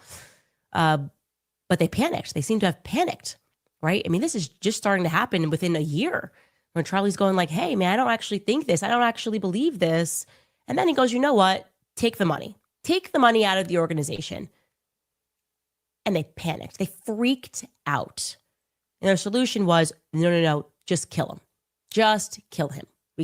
I feel like she's confusing the plot from the Umbrella Academy with reality. She doesn't know multiple movies and TV shows. Yeah, she's losing it. She's losing her mind. She really is losing it. And like to the extent that Charlie Kirk texted her that he was a time traveler, I'm sure it was like, she was like, the text was crazy. So she really meant that the texts were coming, like she's reading these texts in real time. It seems like she was. That wasn't a dream. Oh, yeah, she didn't clarify that. The interpretation that I got was that she was going through her old texts with Charlie Kirk, and she just kind of dismissed him calling himself a time traveler. I'm assuming she thought that he was joking, but no, she's realizing now that there's a reason for all of this. He came back and had to die. He had to sacrifice himself young, like Jesus, if you will, for the greater good, to serve some purpose. It goes so much deeper. I watched like the full hour of this entire thing. I learned about something called the Mandela effect, a conspiracy theory involving the Looking Glass program by the CIA. So apparently, based on ancient Sumerian texts, which were discovered, the information in the Sumerian texts allowed humans to build technology that could let us see through wormholes and see into the future, which was then utilized to create future technology and see the world in reverse. And she's saying because of that, during that time period, people were able to manipulate timelines. And now she's starting to realize that Charlie Kirk may have been able to know everything that was going to happen before it was going to happen, including his own assassination. That's the best summary I can give of it in terms of what I could actually understand and process. And I was like, I had so many tabs open at the same time trying to learn what this all meant. I was like, wait, Sumerian tabs, hold on, wait, Mandela effect, reverse time portals, oh my god, CIA program. There's so many threads. It's like Charlie in the mailroom meme. So it just equals that she's crazy. She's losing her shit. That was clearly, I heard that could be her former lover. Now I'm really like a believer, right? She's not beating the allegations. Because why, you got kids and a husband. I know that was your friend. But why are you going through his text messages? Where's your husband? Like, go and get solace from your husband. But that's her business. She's not beating the allegations. But for people are watching that, even though it may be 60,000 plus or however, it's not the 300,000 that she used to have, 300,000 folks, but these people are probably feeling the same way she is. A lot of the right, because they really didn't give a damn about Charlie Kirk as much as people think. They did for that minute, because again, that's something they needed to hold on to push out other BS. And she's one of the ones that's still sticking around. So you see, first of all, not only is she like the black one that they let go of, the grifter, but she's one of the ones that, still trying to hold on to this thing because there was a real personal relationship there. But she's crashing out on air. Like this is what you are devoting time to talk about him time traveling. I think that she needs to take this off air and sit on somebody's couch. She needs to talk to somebody, a professional. Yeah, that's what I'm saying here. I feel like she had a lot of people going when she talks about this grand conspiracy, Egypt, Israel. Like there's some intrigue there. Even if it's bullshit. French legionnaires. She involved the French legionnaires. The 13th French Legion was directly implicated in the murder of Charlie Kirk. She made a lot of logical leaps, if you will. Yeah. But now we're in cuckoo territory where it's like, oh, honey, we're talking about fiction now. Like, when do we start talking about fucking sorcerers and whatnot? Like, you're bringing up Charlie Kirk being a time traveler. Like, bro, not the Christian woman. He was a fucking podcaster. It's not that deep. I feel like the way that she attaches so much overemphasis and meaning to every little text now that he sent, it really shows you that she is not processing his death healthily. And there's no right or wrong way to it, right? I'm really go ahead, okay Ariana. with that. I'm so okay with that. She can rot her brain for all I care. Like Actually, go make an AI video of Charlie Kirk and depict him as Jesus too, please. Like I beg. Oh, they exist. There's many. No, you know what? There are actually. Take it. Yeah, no, there's so many weird variants now. There's is worlds that for one the man who had this child that got shot and then made a whole entire AI eulogy or whatever. Oh yeah, we talked about it on here. Right. Go ahead and do We covered it on here. Go do that with Charlie Kirk. Honestly, just show the world how fucking stupid and brain rotted you are. I beg. Please make more episodes and talk about your conspiracies, please. Like, you're actually a moron. And like, you're just showing the world that you're a moron. I'm so okay with this. I agree. Continue. You know what? When she was like, oh, Israel did it, people were actually kind of listening to her. They were like, wait, yeah, Israel could do it. Well, they still believe that. The thing is, everyone blames everything on Israel because Israel's fucking propaganda is ass. They suck at doing propaganda. So then now and we're very evil, so it's easy to be like Israel. They're a great scapegoat. Fucking streamed gay porn on his computer, and he forgot he was offline, and then he was like, it was Israel that hacked into my computer. Yeah, that's true. That is a true story that happened in reality. Okay, so then once she milked that cow as hard as she could, she threw the cow out, and she was like, you know what? Time traveling. I love that we've arrived here. You want to know what the next rendering is going to be? A fucking AI eulogy of Charlie Kirk, and I'm okay with it. You know what? He's alive. That'll be the next one. Drought. They're already saying that he's in the spirit. No, please put us in a global drought. Create multiple AI videos of Charlie Kirk, and just really put us in the shitter. Please. I'm at this point. I just don't like. I'm so okay. I'm a fan. I'm a fan of Candace Owens losing her shit because truly, you're an accelerationist. Really it's really, I don't know if it was Macron's wife coming after her for her obsession with Macron's wife having a penis, which she doesn't. She's just convinced that he has a. She's got 3 kids. She has grandchildren. No, she led that. She led that misinformation, and I hope they take her for everything she got for that. It's such a wild thing to lie about so confidently. She went all over Instagram, and she was like, "Macron put a hit on my life." Like, girl, if you don't shut the fuck up, like. There are actually people dying, and every single week, Candace Owens comes up with some new shit to churn, and I'm just like, I understand you need to pay your lawyers for this lawsuit. I really do, because the merch selling just isn't going that well for you. I get it. Selling merch is hard, especially when you're a piece of shit. But it's just like, she's truly like, when we talk about delusional, unstable girlies, Candace Owens. Where my unstable girlies at? She was the one who coined that phrase, so... It's appropriate that it's all come full circle. Didn't she? She's the one who said that, right? Bro, then she was also so hell-bent. She was like, Ariana Grande's a hoe. We need to send her to a hoe re-education camp or whatever. For a whole entire year, all of her streams were obsessing over how Ariana Grande is a hoe. But that's not... That is 100% how them... That's Ben Shapiro. You know, that's her former partner who got her position. But... before they fat ass, they've been doing that. So that's right up the alley of where she works with. Remember they got mad about WAP? Me and Ben covered that. Why y'all mad about WAP from Cardi B? That man said, my wife never has WAP. Does she have a problem? Yes, she's not excited to see you be with you or anything. You had so. You know, Ben Shapiro got so upset about Black Panther when it first came out and stuff like that. They literally would take rappers, music, lyrics, movies, like stuff like that, and they'll make things. Right. That thing that Candace Owens did about that man's wife and stayed on it and was doing like weird investigations about it, that was nasty work. And I hope they take her for everything she got. I really do. I hope they find a way to just really. Genuine question. So sorry, I don't mean to cut you off. Genuine question to the chat. When has Candace Owens ever done like a genuine research project where she uncovered anything? Because I feel like every single fucking month she's researching something new. She churns it out, really doesn't give us any information about anything that she's, quote, investigating. And then she just moves on to the next new obsession. At this point, I fear she has mental health illness. Like, it's giving. Yeah, she's giving something. I just don't know what, because I'm not a psychiatrist. But like, when she got to sit on somebody's couch, professional help. When has any of her research actually come to fruition or showed us anything? Genuinely, I couldn't tell you.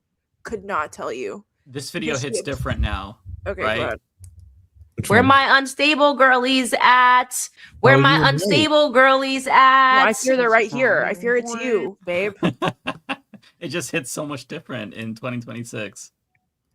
It's just, I mean, she knows this. Like, I don't, well, actually, no, I don't think that she knows, because her man is gone. So I don't think that she knows that she's crashing out. Like, I don't even think that she cares about the numbers. She's going to stream to keep Charlie Kirk's name alive, not the way that Erica Kirk is doing it, because Erica Kirk is like, it's my coin, it's the legacy.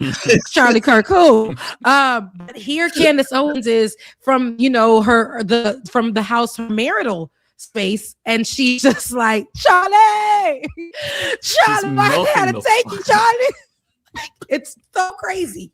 It's really insane. Okay, tears and everything. She's mourning, but I think that she really is mourning. She's crashing out in front of. But that doesn't mean that doesn't take away what she's done that's wrong, right? It does not, girl. You need to go find you some professional help and get offline. But that's business. But she's been a nasty person. A lot of people will say, because she'll have. And I'm putting this in air quotes for those who are in the listening audience, but she'll have one good day. And it may not be a good research. It may be a good phrase. It may be when people think she's a little funny, kind of like how people feel about Dr. Umar. Like, there'll be one good day, one good thing that just brings everybody together for that second. And then they'll be like, y'all just don't like the messenger, but the message is right, but y'all don't like who's saying it. No, it's not right, because tomorrow she's going to say something, or in the next 5 minutes or 60 seconds from now, she's going to say something to contradict that and to let us know where she actually stands. So those are the type of people you don't ever be like, because Same thing with the Marjorie Taylor Greene. I told you immediately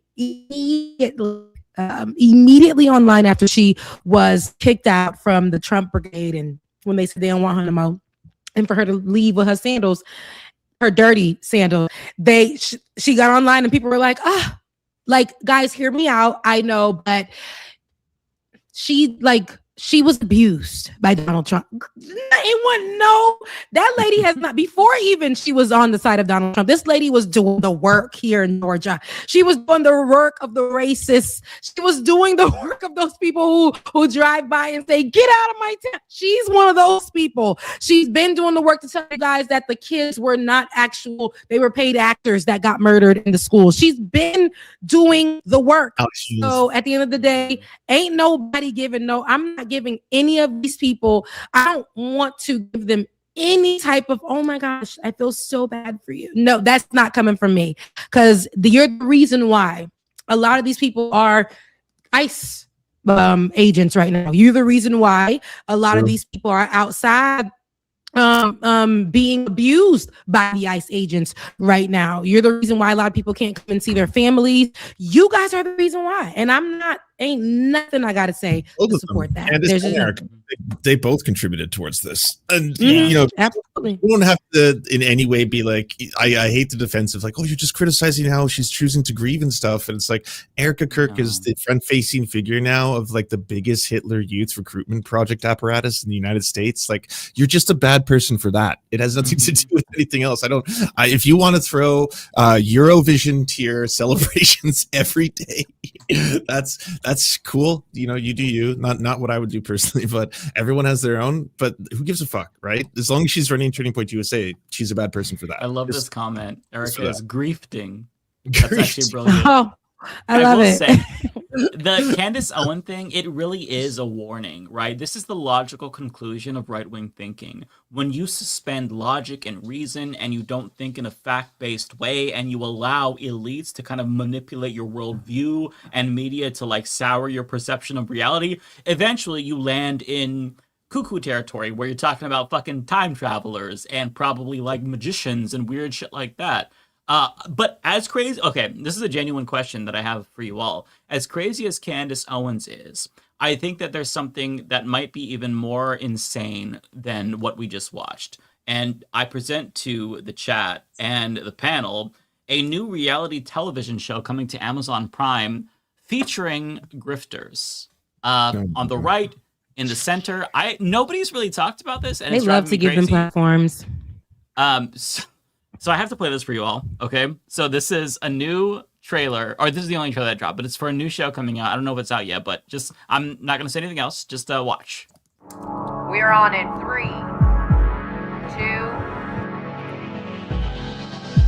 2, 1. That's Tommy. You elected a literal socialist to run the global center of capitalism. We're talking about giving the Nobel Peace Prize to a guy who is declaring war on his own cities. Your job was like the first lady. That's not even a real job. You just support your gay husband. Girl. It's Xavier Day. It's Xavier Week. Like, the only reason you're choosing to go meet up with your friend Amber Rose while we're filming a reality show is because you want her in the show. Amber Rose. America is unwell. The ice is back in town! Now I run your show! Can't even run your diet. Get out of here. I miss Charlie. This is America. Everyone has guns, you know. Ew. We're the counter organization to Turning Point USA. I'm getting a migraine. We sliding! We sliding! I feel like my blood pressure is going up. I would not be. I try to be the gateway drug. Thirst trap them in a little bit. He's a liar, and he lied to everyone. I do not want to crawl back to being a corporate whore. I don't want this to get ghetto. It's stressful out here, being black and Republican. You accidentally said slavery was okay. What is wrong with you? I'm actually authentic. People change. You stay the fucking same because you just want to get a check. That's all you care about. I'm as real as my hair. Thank you. It's always the ones that don't If fit I were the description. Israel, I wouldn't even provide matching socks to Gaza. Walk with me. With all due respect, I'm not going to call a grown man Destiny. His name is Steven. Nice big breaths, okay? Twitter's a mental hospital. My entire brand just fell apart. Like, I did not come from the trenches Oh, to he ain't got sit his here and be a face fucking pedestrian. You have to have a school list to like do politics. Why did they get it like he was about to go in for surgery, baby? That was the plastic surgery. That was the plastic surgeon. Pardon rhymes. You mean a bunch of right wing influencers and Destiny? Like, where's that? Well, Lord, I will Where's say the, Laura Perrietta. I actually know her personally, and she's Who's not that? a right winger. Laura Perrietta was like the beach blonde girl. Okay. She said she didn't want to go back to corporate. This girl? No. No. The other beach blonde. No, girl. the one. This girl. Her. She said I she's not actually going back to know corporate. her. I actually fuck with her. So she used to be a huge CEO for, not CEO, excuse me. She used to be an exec for like Red Bull and big companies. And then she left to like start her own left-leaning platform. I fuck with her. She's the only person on this show that I fuck with, I will say. Is she still left-leaning? Is that how she's representing in the show? I mean, up until today that I've been following her, she's been very left-leaning. What's her name again? Lauren Perrietta. I will say she was a part of the chorus group though that got a lot of flack, but no, she's pretty left leaning. Didn't she say she didn't want to be? So maybe it's a mixed group. She did say that. She said, I just don't know what it is. She's going back to the 16 show idea in one, right? Like the whole time I was watching that, I was like, what is the actual purpose of this? Is it just like following them around? I didn't see. I will say the whole else on the show is Republican though. Like this is the only outlier of them all. I mean, other than Taylor Lorenz, but then also Taylor Lorenz has really burnt a lot of bridges with left-leaning creators because of her. She's on this? Yeah, she's on this. She's in there. Taylor Lorenz is not on this. She's in a clip. She did an interview like for a segment. She's not one of the people that they follow. Well, she's a friend to the show. Right, that's what I'm saying. She was Which asked kind to of be, is in line with her person. She was asked to be in a to discuss a part of it, like how you asked to get a segment for in a documentary or something. She's not part of the show in terms of like she's not one of the people they're following. Did he get I don't know, but he's funny as fuck. Like, low did he get a Chad facial surgery? Baby. Is that what it is? Mumax? Is that a Looks Max? No, you guys, it was the role when they were having the beep, beep. And we're like, baby, it's given you about to go in for work. Like you about to go get some work done. And then you're like, what? No, it was Destiny in the waiting room for me. Like that man, the fact like Destiny is still a thing really irks my fucking soul because that man has so many like this is not funny.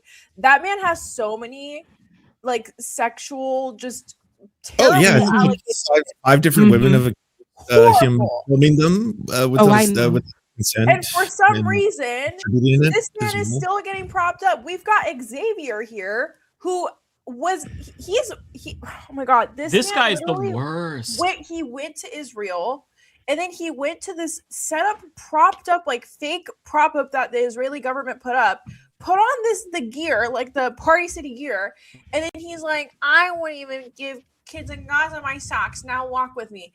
I honestly like if he has no haters, I'm dead. If he has no haters, I'm dead. Like fuck this guy. And he got $7,000. He's one of those creators from Israel that gets $7,000 per post, allegedly, to do propaganda for their genocide. Like that's the kind of people we're talking about. So when he said that, oh, I'm as real as my hair, you're just getting. He's like, that's actually correct. That's the only true thing he's ever said. But it also looked like, but again, this is the teaser. It also looked like, there was some kind of, like they were fighting within when he was like, you said racism was okay. He's like, that is not okay. I can change you. They started fighting, baby. And so you guys, there's one that's part of the LGBTQIA plus community. There's one that is a part of he black. He black, baby. You can bleach blonde your hair as much as you want to. You black. So you're in this group that you guys are fighting for that's paying you to grift. That's what I said. The people will always shuck and jive for a coin. Okay. I'm pretty sure. Like when you see Candace Owens, of course, she grifted. This lady used to be a part of groups that I used to go to, like those events, because that's my group of people. Like we used to be out there in those events and politically leaning, like left, and be like, we're out here, Dreamers Act, all that. She was out there. And as soon as she got $1 to say, you know what, I'm thinking a little bit like different now, they started to pay her. She became the black face for that. And now you have this guy who is that. So it doesn't matter. He'll be dropped soon too. They're going to throw these people to the side every now and again. Like we're going to see that he's going to be. That's why I thought this was some vintage grifters over here. These are the babies. So especially I thought I saw Tommy. I haven't seen Tommy. Like I saw her. She's doing okay. But Tommy used to be at the height of this thing. Rebecca, like just stepping. I don't think that's Tommy. Yeah. I thought that it was at first too. But upon second glance, I think it's a different lady that looks literally identical to her. Who are you talking about? Yeah, she just named her. What's her name? What's her name? You said she was Lauren. I thought that was Tommy Loren, especially in this. Me clip. too, because that's how I know her. Yeah, I said we know a vintage group of girls. This is the new girlies, okay? But I know a vintage group of girls that was leaning all the way to the right. But I feel like you can't do this show with people who actually cover like politics and news, because there's no show. Like there's no living life like a reality TV star. This is just people. You don't think influencers? I was These are just too, because it's like if I had a camera crew following me around. Oh, I will say though, my dating life is a shit show, so maybe that part of it would be fun. But outside of that, like I'm literally just in the house filming videos all day. Like there's nothing exciting about what I do. Maybe like in the creator events and stuff like that. Like creator events would be fun, but outside of that, it's like I don't like if you have a camera following me around for work, they're gonna be bored. Like it's if there was a camera following me around, whoever was watching would kill themselves, because I'm sitting there all day, either playing Elden Ring, moving from the couch or eating to the room. yes. But I love, so this clip right here, they put this at the beginning so you know who they are. I don't know who the fuck this is. Emily Saves America, but her commentary, like the extent of her political commentary is, "Oh, your husband is gay." I'm sorry, but like, this is a political commentator? What? This is like what you want to present as one of is that? Your side? I don't know who this is. Somebody said it looked like the Hot Tua girl. Is it her? Did she grift? Was she? I don't know. All I know is like she does look like her. That's kind of racist. I'm sorry, white people. You're gonna call me racist. They literally all look identical. They all like every single time. This point is reinforced. Font. It's the same person, different font. That's that's what it's giving. And so yeah, it's so funny. What would be the purpose of the show? What you said it's coming on Prime, so it didn't even give the quality. Yeah, the quality was really bad. If you're listening on headphones, like it comes from the left speaker and then like the right speaker sometimes. It was really fucked up. And I just don't understand. Like, so political commentators, right? Like this is supposed to be about like the influencers. I'm sorry.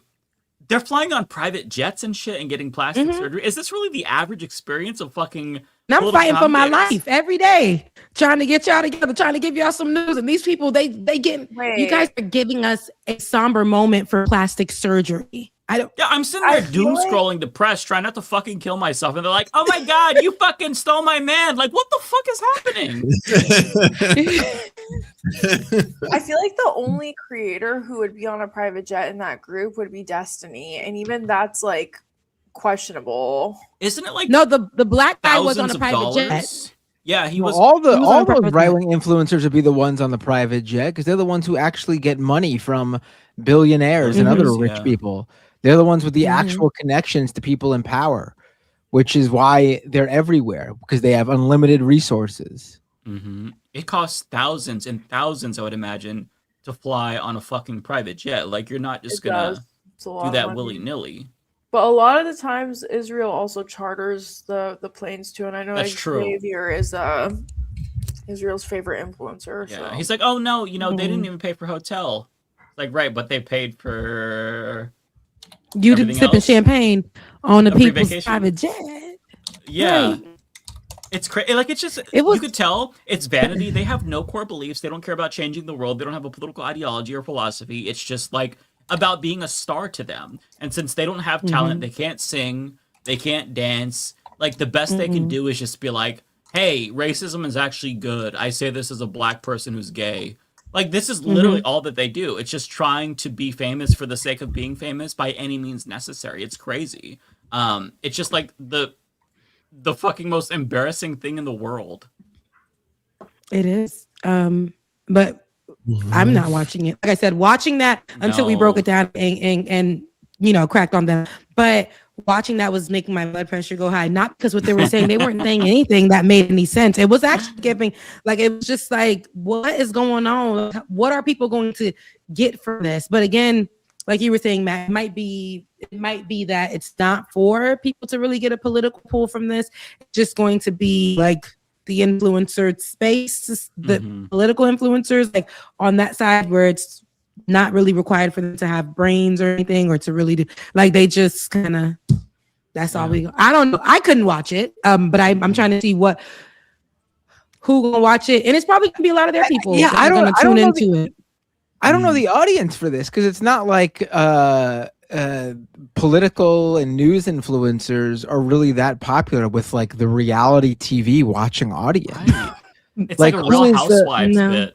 Yeah, I don't know who the audience for this is, other than I guess conservative fans of these people who just will support them no matter what. But do they honestly, like that? Because these are not very big people. Yeah, I would say I'm pretty familiar with like a lot of the big right-wing talking heads, and me too. None of them were here. I mean, Destiny was the name I knew, and I mean, I saw some people say like, Matt, he's a right winger too. I mean, yes, but I mean, he's not a right. He's like a center lib or something like that. Like a Joe Manchin, right? Yeah, right. Yeah. Still leaning right, but yeah. But he's someone who's more known for like his gaming life, like his gaming. That's how he started. That's how he built his audience, being a gaming. I just want to show you. A lot of them tend to grift though into politics. This is the dude who was on a private jet. He has 137,000 subscribers, which is respectable. I want the blonde to go. But like, look at the views. No, 2 hours ago. He can keep it. You can look. 3.4K 3 days ago. Like, I'm sorry, this is not private jet money, my friends. 3.5K views 10 days ago. He getting the money. The private jet money ain't coming from YouTube. It's coming directly to him. He's getting paid to, push the propaganda, to be the black man that speaks the points of the right. So that they can say, but what's his name? What's this guy's name? Xavier, and I wouldn't even say he's a right political commentator. He's a full-blown fascist through and through. Bro, look at Ollie. I can't look at that. Baby face don't move. I can't believe Ollie London in right. All he talks about is not moving.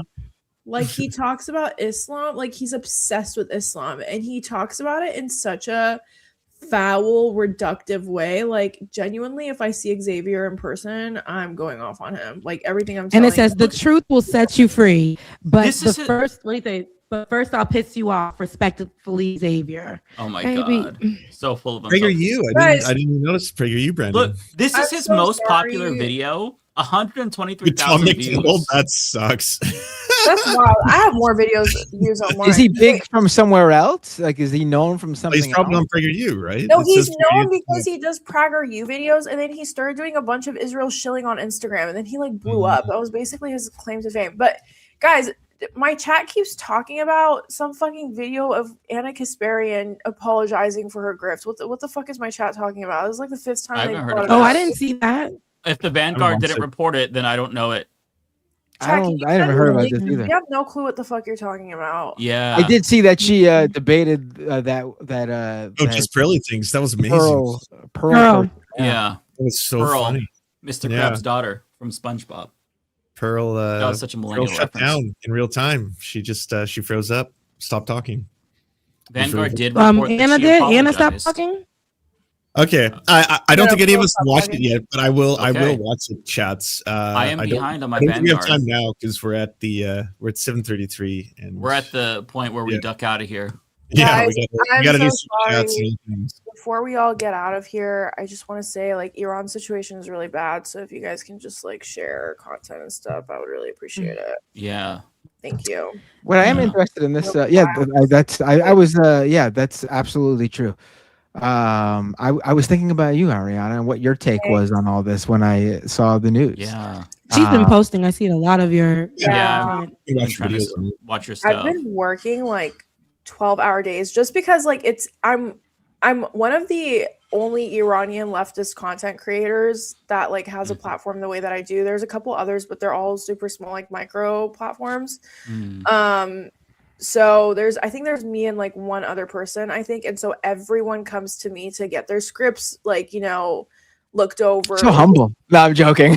I'm joking. I didn't mean it in like a bragging way. I know what you mean. I'm just pulling saying you've been working. There's just a lot of weight. No, I didn't even mean it in that way. There's just a lot of weight because I think I was like on the Bituation room talking to Fran, and like it suddenly hit me. I was like, holy shit, my people are in a complete internet blackout. They can't even get their voices out. And like, I'm reviewing scripts of videos that are getting multi-million views. Like that's like holds so much weight. Like I really do hold a lot of weight for my people. And it kind of just like hit me out of nowhere. I was like, fuck, like this is such a crazy position to be in. But no, I mean, it started out with, you know, the Iranian dollar really just like fell dramatically. Inflation went up and then the dollar crashed. It's worth nothing now. And so it started off as a merchant strike where all the merchants stopped, and then it turned into like a nationwide just basically riot. So they cut off the internet. I haven't been able to speak to my family for over a week. Like I have no clue. I don't know. Do you know if the protests are actually dying down, like is being reported? Because I don't trust anything from Western media. I really don't know. Like I wish I could tell you. I have no clue. There's the only definitive footage that is coming out of Iran is pro-regime protest, and Al Jazeera is reporting a lot of it. But the thing is, when I lived in Iran, they used to force us to get out of school early and go to those pro-regime protests, or else we would get in trouble. So like a lot of the people, don't get me wrong, there's still a faction of Iranians who do support the regime, but for the most part, I would say a good portion of the people who have to go to those protests are usually people who are kind of like, there are a lot of students who are kind of like pushed to go like outside of school and stuff like that and like forced to go. But like the discourse has just been super heartbreaking because I know my family, I really want to send money to my family, but I can't because of the economic sanctions. So if I try to send money even through Bitcoin, the government can flag me for funding terrorism. So it's one of those situations where I can't send money. I can't talk to my family. I've spoken out against the government, so I can't go back. So it's a very peculiar, like odd place to be in, but I don't trust any news coming out, and all of the videos that have been coming out that have been definitively reported are all like pro-regime protests. And I'm like, okay, there's a government shutdown. No one has any access to internet. No one can talk to anyone. But then somehow all of these crisp videos of the government shutdown are getting reported by, or excuse me, the pro-government protests are getting reported by Al Jazeera, right? And I do think Israel and America did use Iranians as pawns because a lot of right before the internet shut down, my cousin was sending me voice notes and he was like, a lot of people are kind of looking towards Trump and like they're kind of listening to what he says because they're hoping that he helps us out. So right before the internet shut down, Trump was like, we support you, go in the street, like go crazy, basically. And that's exactly what people did. And I think he used them as pawns because I don't think he ever had the intention of helping people. I think he really just wants a lot of civil unrest in Iran without him actually doing any intervention, which I am very against intervention, just to be clear. But the same way that he uses Palestinian people as pawns, or like, for example, when he passed the ceasefire deal, right when he got elected and all the Palestinians were cheering and stuff like that, we found out it was fake, like literally a day later. It's kind of the same vibes, right? So I don't really know what's going to happen. The way and also the discourse has just been super heartbreaking because people on both sides, like I've seen pro-Israeli people pushing this pro-Israeli narrative that Israel is going to help Iran, which is absolute horseshit. I've seen people make the argument that the regime has to stay in the way that it is because if it gets toppled, then Hamas and Hezbollah have no financial support, which is very true. They depend on the IRGC. But at the end of the day, I think at the crux of it, Iranian women, Iranian people are truly suffering. Iranian regime is a dictatorship. Like it's very oppressive. When I lived there, it was horrible. But also the economic sanctions that America and the West imposes as well is a huge problem too. So it's just so multi-layered. And And when people ask me, how can we help? I don't even know what to tell them, because it's like, you can't donate to anyone because the money can't get there. I don't know who you're going to talk to, because no one can get a hold of anyone. And you can't physically go there either unless you have a North Korea passport or a Cuba passport, which I know no one here does. So it's one of those things where it's just like, I think just spreading awareness and just really understanding that, I think also the Iranian diaspora is super divided, which is really fucking annoying, because there's like this whole slew of Iranians who are super Zionists and they take Israeli flags to the protests, and it's like, you're not fucking helping our cause. Yeah. So it's just like, it's one of those things where I just think, just really amplifying the fact that the people are suffering and just amplifying like the voices are really just like the best things we can do. But I just wanted to talk about it real quick. That's part of the reason why I came on so late. I've literally been working 12-hour days. Like, it's been very exhausting, but I just think really just like, I'm going to wrap it up with this. I'm so sorry. I know we want to leave. No, I'm glad you're talking about this though, because your perspective is really important right now. Thank you. I do want to wrap it up with this. I think with my platform and with my Instagram, especially those of you who follow me on Instagram and TikTok, which is like really my main platform. I think one of my core tenets of why I started my platform was because I always listen to the people and I always support the people. Right. And so when I hear a large group of people saying X, Y, and Z, I choose to like, I don't have any allegiance to any government. I think all governments suck. And it's just like, I think the most important part when we talk about Iranians at this point is not talking about like, oh, well, if Iran's government topples and this is going to happen and that is going to happen, like we're looking way too far out in the future. I just think it's really just understanding that, Iranian people have been living under a religious dictatorship for almost 50 years now. They've been suffering heavily from that dictatorship, and US sanctions are really choking the Iranian economy out, and those two together has just caused a lot of havoc, and I just think that's really all it boils down to. And I feel like it's important to give American viewers context that like Iranians are in this predicament because of the United States and their imperialism, because they were a democracy, and then we overthrew their democratically elected leader and put in the Shah. And now the son of the Shah, you see him kind of palling around with Lindsey Graham, going on Fox News.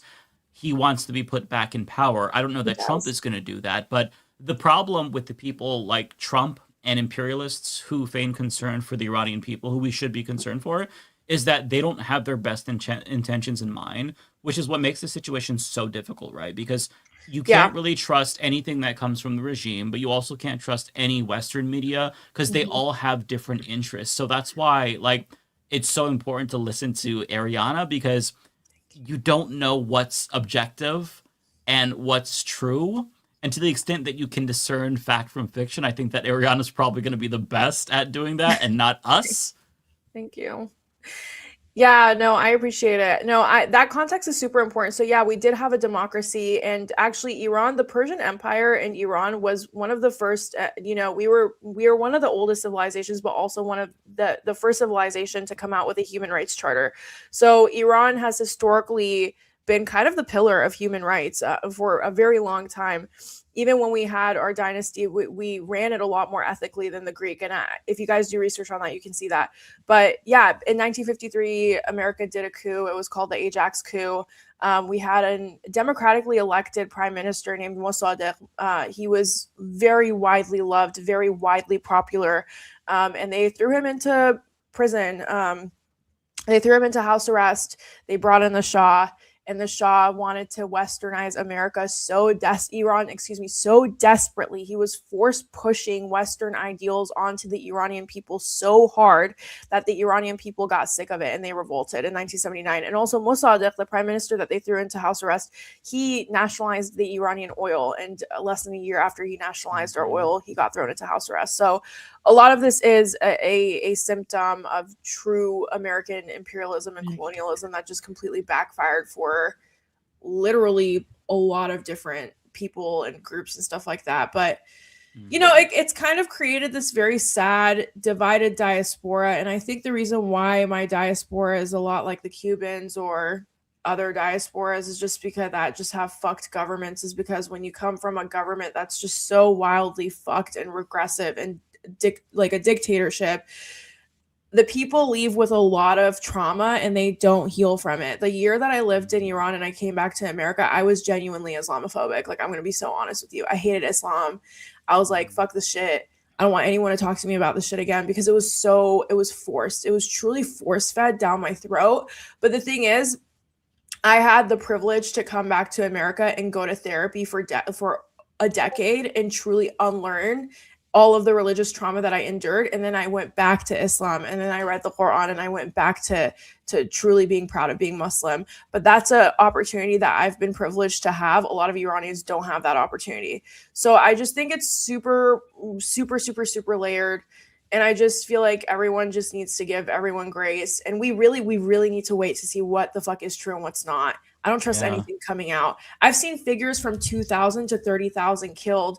I do believe that they've killed a good number of protesters. I can tell you that definitively. How many? I don't know. What that looked like, I have no clue. I just don't know. There's a lot of hearsay going around everywhere, so I just don't know. We're going to have to wait for the internet to come back up. But yeah, that's kind of like where we're at. You know, it's super sad, but as long as you guys know what's going on and just like kind of amplify our voices, then that's all we can really do. Mm-hmm. Yeah, thanks for sharing. Yeah, thanks for listening. Anyways, sorry I kept you guys late, but... No. People need to know. That's something that you educated us on. Substantive issue. Thanks. Thanks for listening to that. All right. Well, do we want to get the super chats? Yes. Okay. Let's do it. All right. Let's see here. Let me pull it up. Okay. Who wants to go first? I'm assuming Rebecca. You know I'm out of here. Because that change. It's 2026, but those things are still the same. Okay. She's here for a good time, not a long time. You know that. Okay, see? You got it. You got it. Okay. So thank you so much, 20th Century. Why? Did we get that one? He's the first guy. Oh, thank you so much for your super chat. I appreciate it. Invalid synapse.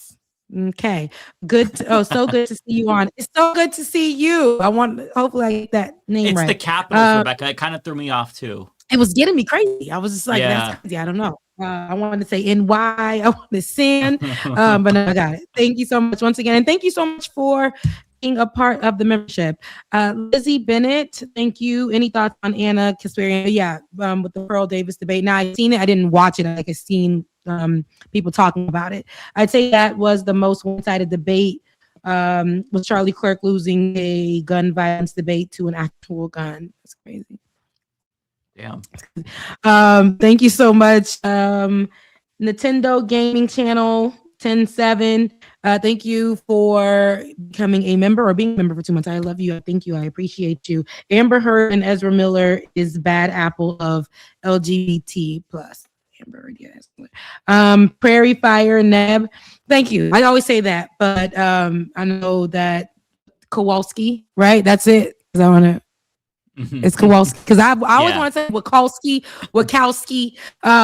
Mike Wazowski. I can't mess that up. My good fine farmer man. When the Fugitive Slave Act of 1850 was passed, the Northern citizens fought the slave catchers in the streets. Yeah, allies. Okay. Even though the slavers had the law on their side, it's our heritage to defend liberty. It should be. People should be just like you. Okay. People should be like that. People should remember and know. But a lot of people feel like since it's not at my door, ain't my business, so, until it does reach their door, and we've been talking about that now, beyond reach doorstep, it is in your community. You can't even go eat. You can't do nothing. Your kids can't go to school. It's going to fester. And I hate to say that, but it's going to fester. It's going to become a cancer all across the United States. And that's the scariest part. It's just, how do we prepare for it? But you're so right. People should definitely be fighting, right? What does that look like for everyone? The Bay photo, Richie Torres proposed making ICE wear QR code badges. Like, what are we going to do? Trade ICE NFTs? Yes, Booker be in the stupid idea contest. See, what's that going to do? Because we already getting them on camera. They're giving us their footage to say, to validate their wrongdoing. They're giving us their footage. It's not going to do, like, what are they coming up with? We need to abolish these people. We need our representatives sleeping outside for us. We need them camping outside, raising hell. That's what we need. We don't need folks telling us, let's train them to be killers and murderers, like little sharp murderers, right? Make them militant so that they can shoot people at a distance. Like, no, we don't need that. We don't need that. So, they out here This is a hilarious proposal. It's dumb. It's really dumb. Jacqueline, thank you so much for your super chat. General strike. Yeah, I wonder. People, I feel like these days are so afraid to do any type of strike that's going to be like a national general strike outside, because this ain't the pandemic. When we was home, people was furloughed. It was easy to really join in on those things, right? But now people are like, even for me, I'm not going to lie to you guys. It would be 100%. I recently was offered a job position, and it is corporate, right? And they want to start me in February. They seen what I do because it's just Google. And they were like, Google says that you are a journalist. And actually, you have been on a few different platforms for some years now. Are you a journalist? I'm like, yes, I am. And he was like, okay. Then he called me from his personal phone. And he was like, yeah, I'm not saying what you're doing is right. I'm not saying what you're doing is wrong. It looks like you're going to be doing this still if we give you the job. But I didn't tell A that you did this. They'll find out. I just wanted to give you that the people that you're going to be working with are going to be a lot of people who believe in the opposite of what you're fighting for. And I'm like, see, now, what does that mean for me? I need to pay my bills right now. But I also don't want to work alongside these people. Like, I don't want to do that. But he was telling me, like, he just automatically gave me the call. He's like, not really sure, but we are really peculiar about who we bring on board. We just like you, but yeah, we see what you're doing. Now, I did end up getting the position, but that is just like what you because of what I do, because of what I've done, stood for, spoken for, that is like where it is. Like, that's what it's going to be. Like, they're like, girl, these are people that support what Donald Trump got going on that you don't be working with. So, yeah.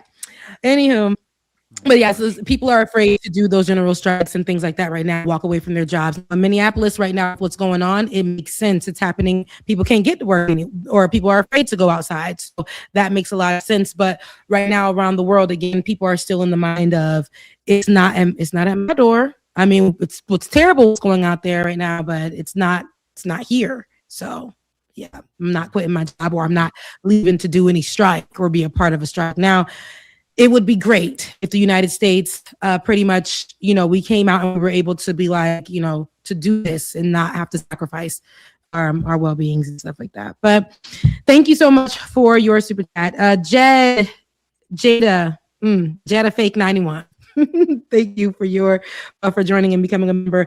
Tigwick Plays Games. Thank you so much. Great to see you as always. Great to see you guys in the chat. This is my first 2026 show back. So I appreciate it. Oh, let me not forget, somebody did give directly to me through Cash App. Love, Michael. Always doing that. And sent he said, your effing voice is important. Good to see you. And I love that energy. Love the energy that you guys are giving me today. So and I love seeing all of you guys, even David who slipped in but had to go watch, his games.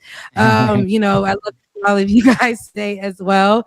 And I hope that you guys enjoy the rest of your show till 2:00 in the morning. I won't be here, but I'll see you guys next Thursday. Love Jasmine. It was so nice seeing you again. I missed your face. I missed all of you over the break. Thank you.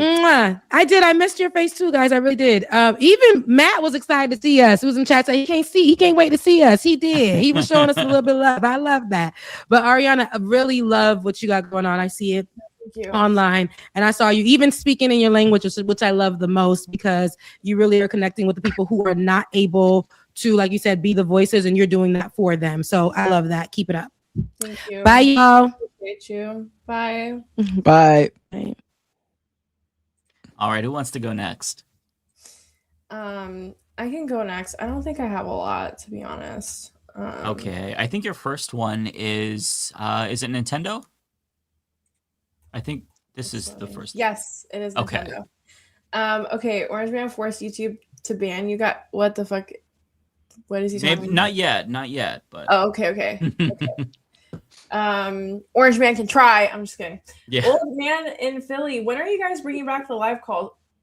When are we bringing back the live calls, chat? I would love to do that again. It's just each episode has been like stacked since we've been back, but at some point, maybe when there's a slower episode or when we really need to pick me up. Can we do it, please? Maybe we could do like brain rot, like the last 15 minutes, and just bring in people 5 minutes each, and 3 people or something. We can try to do that. My problem with that is I know how we all are, and 5 minutes will be 30 minutes. So bad. It's gonna be a yap. We'll go on a while, yeah. Because it's hard to just like give somebody like a couple minutes and be like, okay, bye. Like I want to really give them the chance to speak. So it is difficult to do that. But if we were to do something like that, I think maybe we just do like a crazy. No, this wouldn't work. I was gonna say just like bring in like 10 people. And then kick them out after like 20 minutes. But that would just be crazy. Chaos. You're trying to do Zoom class? No. It's a terrible idea. No, it's terrible. We'll just have to do, I think doing maybe shorter episodes and then leaving like an hour before super chats. Like if you know, the news cycle permits. Right now it's a little bit chaotic because I feel like we all want to talk about what's happening. But I would love to bring that back. I feel like we definitely should do that. That'd be so much fun. I know Old Man in Philly was he was one of them that came. His face looks familiar, right? That is I remember him. Okay, we'll deliberate and we'll figure out a way where it works best for both. We'll definitely bring it back though. That was too much fun to not do again. It was so much fun. Like I really enjoyed that. So eclectic. Like one of them was an attractor. You know, Old Man Philly had the crazy mustache. Like I was so I know. They're all just a single person. It's crazy how like all of them are so charismatic and so funny. It's like, damn, like our viewers are like we are attracting the best audience imaginable. Like that's something that we should all be proud of because if you look like if Candace Owens were to do this, you'd see some dude like slobbering all over himself, shitting his diaper. But we have the smartest people. On the internet, and I love it. We have the best people. We've cultivated the best audience. They're ugly. Like you should see our chat. Babe, our chat is not ugly. Our chat is full. Only we have the most attractive, smartest audience on all the internet. We really do. Objectively speaking. What do we call our chat? Oh, the mafia. What do we? Motherfuckers. Like it's mafia. Poorly educated. Motherfuckers is crazy. Motherfuckers is crazy. I don't know. That seems a little bit corny. It is a little corny. It. I fear. Yeah, I'm too old to come up with something like that. We'll workshop it. Motherfuckers is funny as fuck though. Nintendo question for the host. Answer: should FIFA deserve to lose billions by picking Nazi USA over pro-human countries such as Mexico? Yes. I thought the FIFA games were going to be in Mexico too, though. They are. Oh, I have no idea. They mean like in terms of also picking. Okay, I was just confused because I know there's games that are happening in Mexico City and across like others. But honestly, the fact that we're going to have the Olympics in the U.S. when Trump. That's just honestly, I'm sorry, that's so unhinged. Especially in LA at the current state that LA is in. Okay, have fun, guys. Rachel, thank you so much for the $2. 'Twas great to hear your take on Iran on TBR Tuesday. Yes, I was on the Bituation Room with Francesca. Love that. By the way, I also went on Greg. I believe his last name is Stokar or something like that. He's a anti-war veteran, super cool leftist. He just announced that he's running for Congress in the same district that Valentina Gomez is running in. And he's super cool. He has a huge platform. Really love him. He's amazing. You guys should all check him out, but I did go on his show too. I did not see. I'll have to check out these appearances, Ariana. Wait, you don't Greg's congressional run, you mean? I can share the video right now in the chat. Okay, yeah. The name sounds familiar, but I'm not like placing it in my brain. He's pretty well known. Like I feel like within the leftist sphere of our world, he's pretty like decently well known. I just sent the video to the chat. Oh, okay. Yeah, I don't recognize him. The private I'll have chat. to follow. Okay, Looney Tunes. I'll take Ariana's TBR appearance over Jank and Jim Acosta's IHOP appearance. appearance. I just honestly, I'm so tired of Jank. Like, I'm not even gonna lie to you. I can't do it. Like, the yelling was cool, but like there's just something about TYT that just does not resonate with me anymore. I don't know what it is. It's because they have no principles, and they kind of showed that. Just doesn't do it for me, you know. Nintendo, thank you so much for the $7. Nick Shirley, remind me of fictional misinformation propagandist Rita Skeeter from Harry Potter, and because I have no clue what's going on with this sentence. That's a deep cut. Damn, from Mass Effect. What is this Nintendo sentence? game? What does this sentence Mass mean? Effect is a sci-fi video game. Nintendo, why do you always leave me these niche video game comments that literally only Mike understands? I feel like this is the 5th time this has happened. Well, for the longest time, I'm pretty sure it was Nintendo Gaming that would give Mike and I weekly updates on Johnny Somali, which we would have no idea about. That's more of like an Ariana Land stuff. Johnny Somali.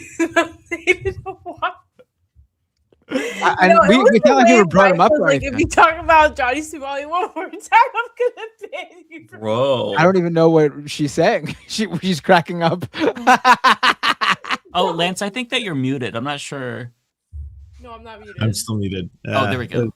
I was agreeing with you though. I was like, that's how I learned most of my updates about Johnny Somali was through those super chats from Nintendo Gaming Channel, where I was just like, oh yeah, that's what happened. Thank you for updating us on Johnny Somali. Basically, they kept giving so many Johnny Somali updates that I think Mike one time was like, if you talk about Johnny Somali one more time, I'm gonna ban you from the chat.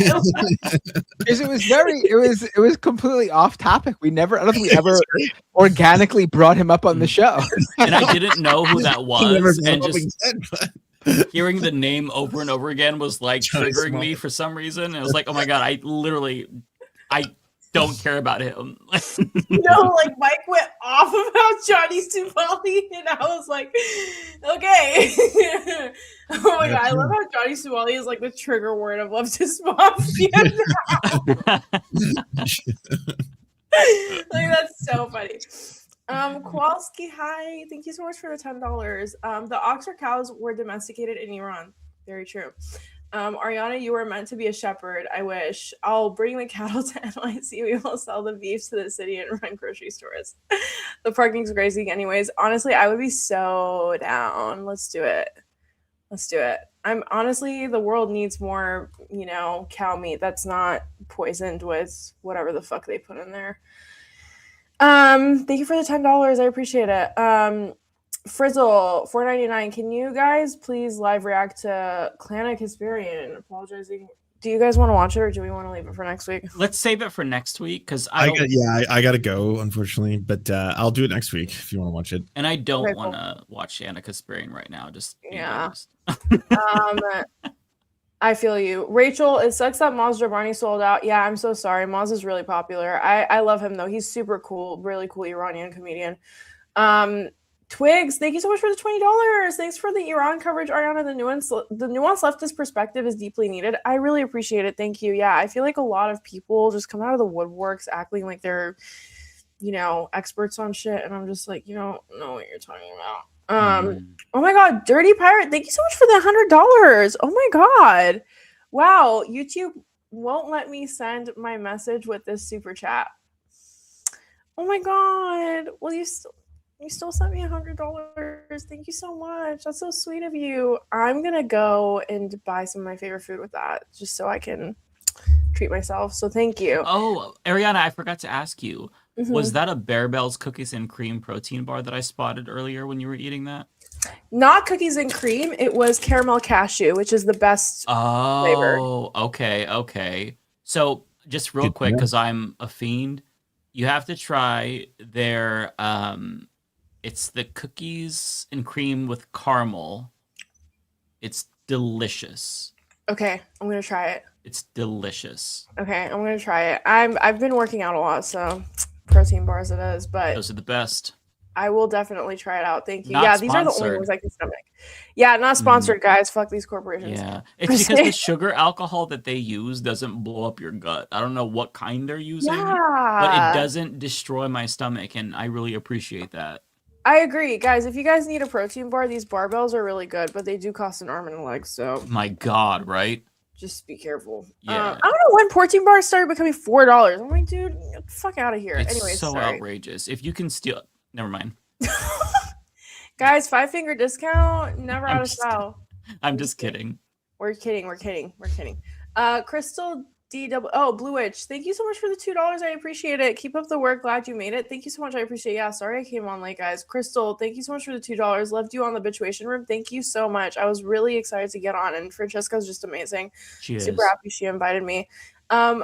Ali, the artist, as a person with Iranian roots, I appreciate you. I appreciate you too. Thank you.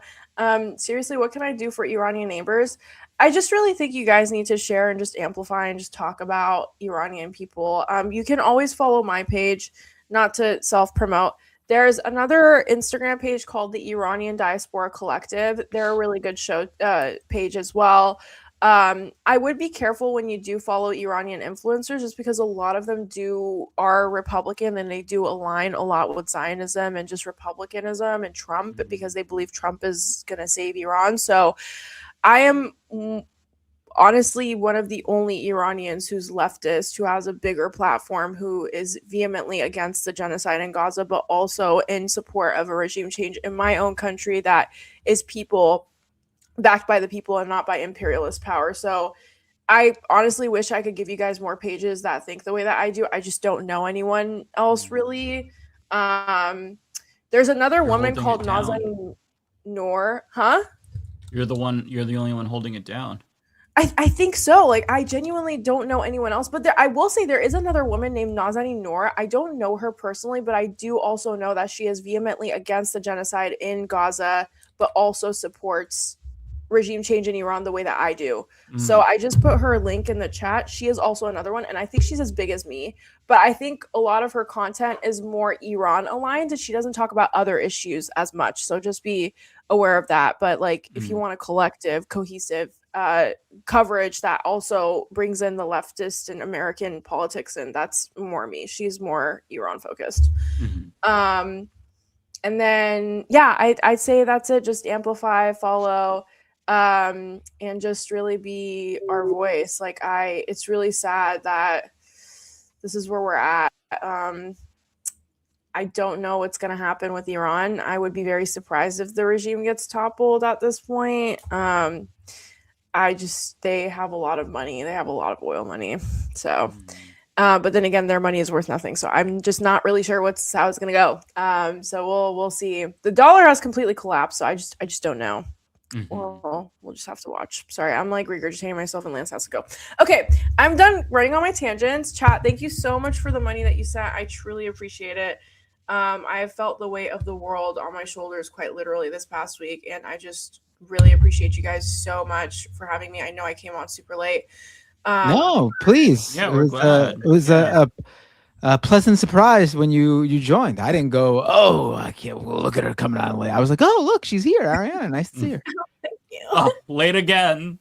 Late again, or she just didn't show up. Yeah, I'm just happy we're not gonna receive a 12 noon message tomorrow on Friday saying, oh, guys, I don't know if I can make it tonight. Guys, I always send our group chat a text while I'm on the subway, and then the internet will cut out, and then Twitter is so jacked up that it'll send my message literally 24 hours later at a random time on a random day, and it'll be like, hey, sorry guys, can't come on the show today. It's like literally old news at that point. Well, last week it was after I had to ask her if I'll she be was on okay. at this time when the show is already done. You were on. I had to ask Ariana in a DM. I was like, in the group chat, I was like, are you okay? Like, you're sending those messages the day after we have the show. Guys, I'm the type B friend from hell. Like, you know those people who are scrambling to pack their bags 3 hours before the flight, and they have all their clothes in the dryer, and they like, that's me. I'm sorry, that's me. I'm very type B. But it's okay. Almost creatives are. So that's what I like to tell myself. Okay, anyways, I'm so sorry. Lance wants to go. I'm sure you guys want to go too. Anyways, thank you so much for letting me speak about Iran. I was trying to find a place to speak about it, but I didn't want to cut off the conversation. So glad I was able to get my words out there. But I appreciate you guys so much. Thank you for having me again. Yeah. As always. Oh, have a great night. Thank you for having us. Have a good night, guys. I don't know about that. Thank you for having us. That's a little bit too much. Okay. I'm trying to be nice, sir. All right, I'm going to go. No, I was saying what Mike was saying was too much, not what you said. Oh, okay. I thought you were hating on me again. It's okay. No. Mike said thank you for having us to you. And I was okay. I was like, that's a little bit much. No, I feel you. All right, I'm going to head out. All right, take care. Bye. I'm just going to start reading these out. Manny Spinoza, thank you very much for the 13th month with the message 757 days sober. Congratulations. That's an unreal accomplishment. Very good for you. Yeah, that's huge. Tokyo Hans, thank you for being a member for 23 months. Mitch McConnell must be rolling in his grave with this Mandela effect stuff. It is super weird. Southern Boy, thank you so much for the 5 gifted subs. That's so generous of you. Colombian Rican 31, thank you very much for the $5. Jesus, this is a right-wing furry version of Eyes Wide Shut. Oh my God, I won't be surprised if there's some suspect stuff going on there. Yeah, it was weird. Everyone saw it. You all saw it with your eyes. Nintendo Gaming Channel 1007. Thank you for the $6.99. Public schools should knock on the White House door by demand detail the federal spending, request his personal finances, proof he hasn't defrauded Americans. Don't think these are unreasonable requests. And also thank you, Nintendo Gaming Channel, for the $2.79 and the message, be saved, Leftist Mafia, and all progressive. Thank you. I have been saved. Columbia. I think you meant be saved. It says be saved, Leftist Mafia. and all progressive. Awesome. Hell yeah. I'll be saved. Colombian Rican 31. Trump admin is doing the same thing Israel did with influencers to pay them to push ICE propaganda, which makes sense why Asmongold is pushing pro-ICE takes. I didn't know that Asmongold might be taking funding, but that's fucked up if true. It would make sense if true. Yeah, true. Nintendo Gaming Channel 1007. Thank you for the other 279. Fact: all U.S. Republicans are dangerous to kids. True. I have no comment or criticism. Looney Tunes 9000. Thank you so much for the $4.99. Not only is Trump destroying the states, he's suffering from amnesia. Yes, and I also read that he might have. Some doctor is saying in the Daily Beast that he thinks he had a stroke, but I don't know if that's true. Would explain some things.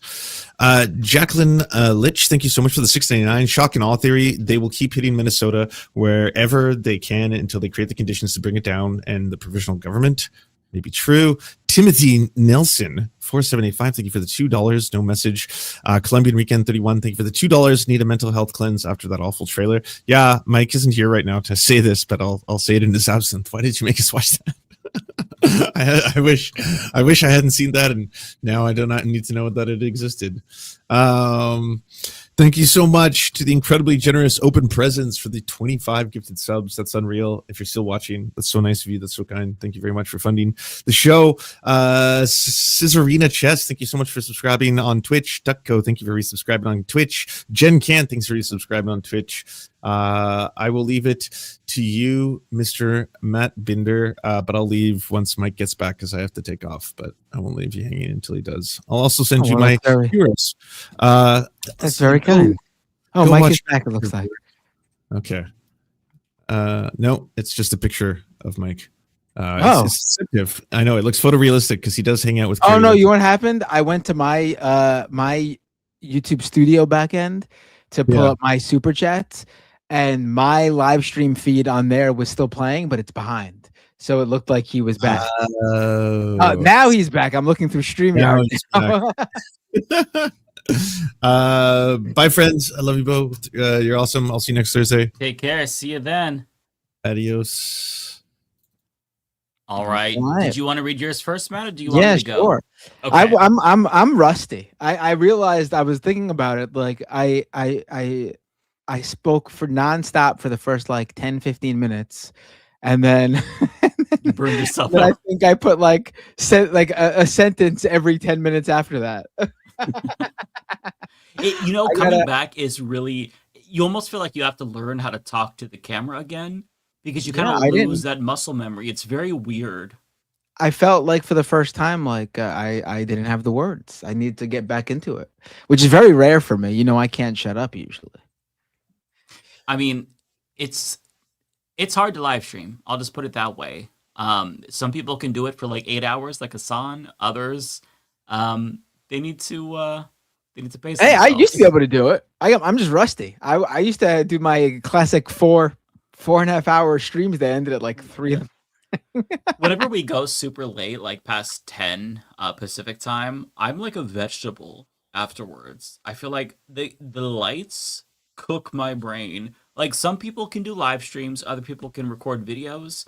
I'm one of the people where I'm the video person. Like to know that like Hassan streams for 8 hours every single day, that is mind blowing to me. I would not be able to do that.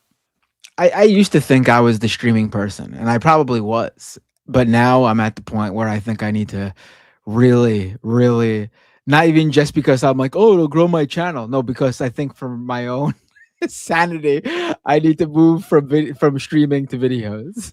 Yeah. I mean, in the end, you end up spending more time working on the video. At least I do. But like at the same time, I feel like it doesn't cook your brain as much. But that's just me, though. I think it just comes down to like what kind of content you want to create, but I just couldn't do it. I couldn't do a stream that long.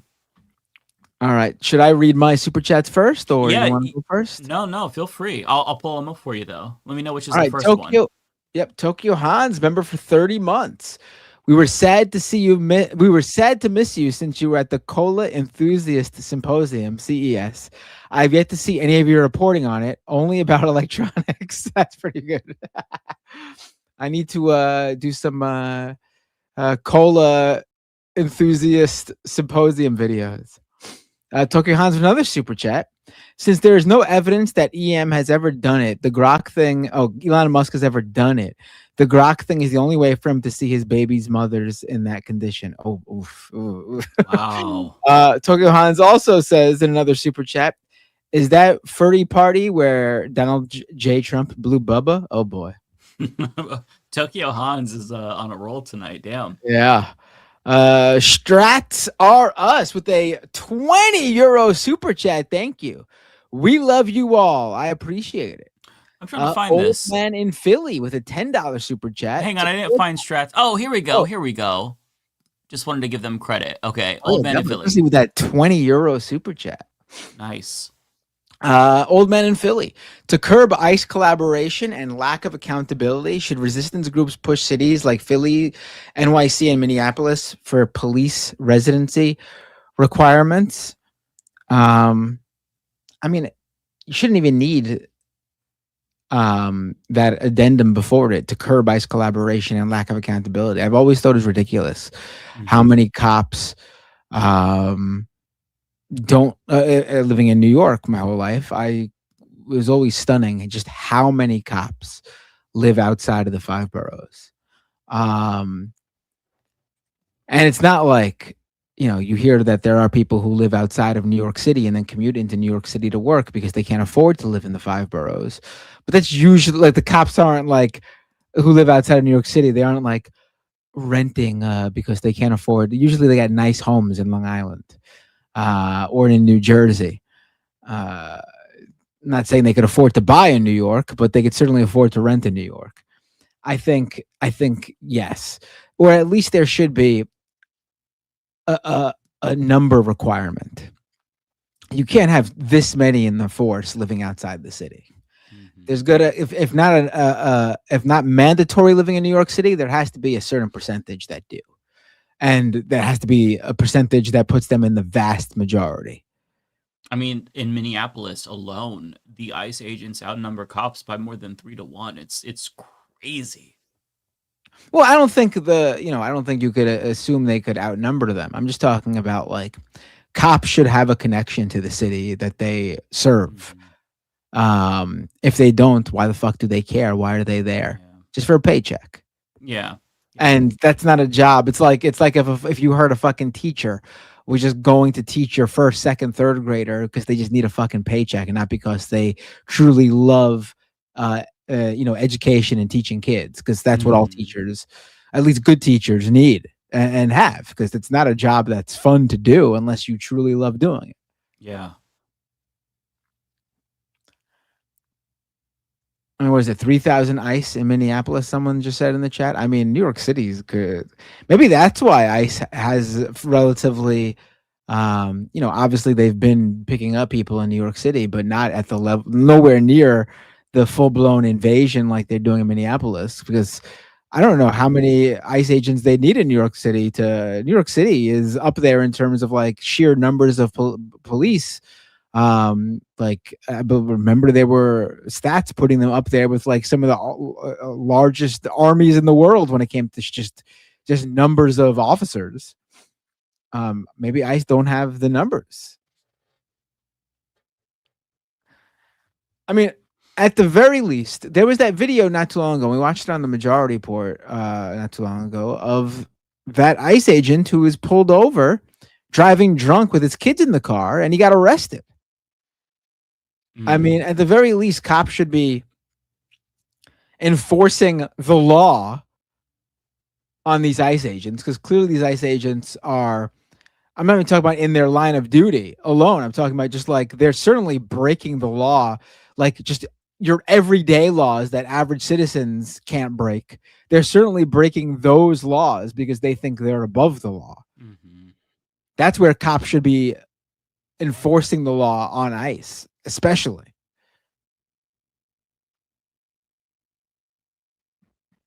Because maybe it'll make them feel just a little bit more cautious in terms of thinking they could get away with whatever they want to get away with.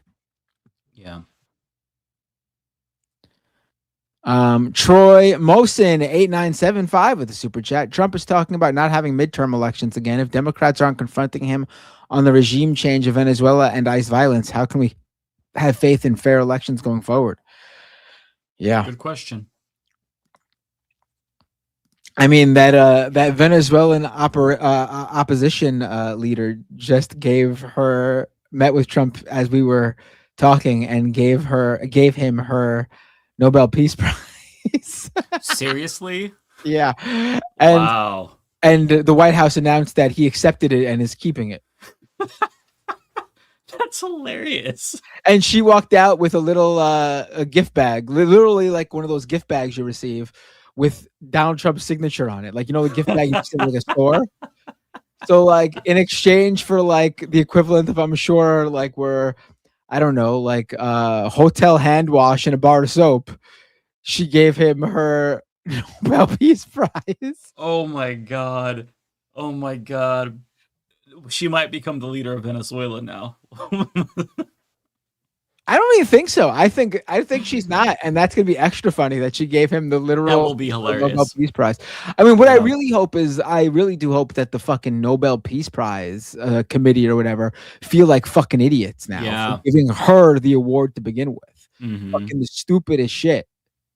What's the point of even calling it the Peace Prize at this point? Nobody takes it seriously. It's lost legitimacy. Like, you might as well just like get rid of it. Like, we don't even need this. It's just been discredited thoroughly. Like they already announced that, like, they could do, like, she could do whatever she wants with the physical like award, but the Peace Prize does not transfer. But like, you're talking about Donald Trump. He doesn't care about authenticity. He cares about, I got the gold plate. I got the trophy. Yeah. It's like when he went up and stole the World Cup Club Cup. He kept one of the FIFA trophies, and they gave him the fake one too, right? The FIFA Peace Prize. Yeah, made especially for him. Yeah, like he doesn't care about authenticity. Like he doesn't care about having it actually bestowed upon him. He cares about, I have the physical award. It's the equivalent. I mean, is there going to be a right-wing Olympian that gives them his gold medal? Like he'd accept that. He would accept that shit, of course. Yes, he would accept that shit. So pathetic. But genuinely, like, this is hilarious. I am glad that she cucked herself to him in that way and gave him her Nobel Peace Prize. I think that is Amazing. And like, it's extra funny because she gave it to him after it's not like she won it and right away gave it to him, which still would have been lame, but like at least her giving it to him would have seemed like an authentic move from her. This is her doing it after the report came out that he didn't name her the president of Venezuela because she didn't give him the Peace Prize.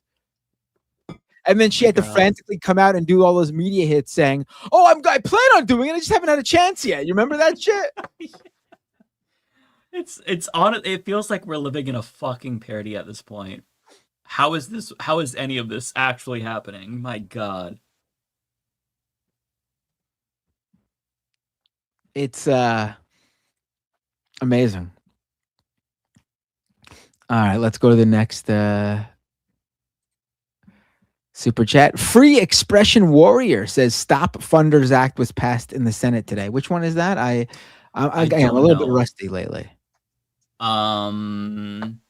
Is that the ICE appropriations bill? No. It was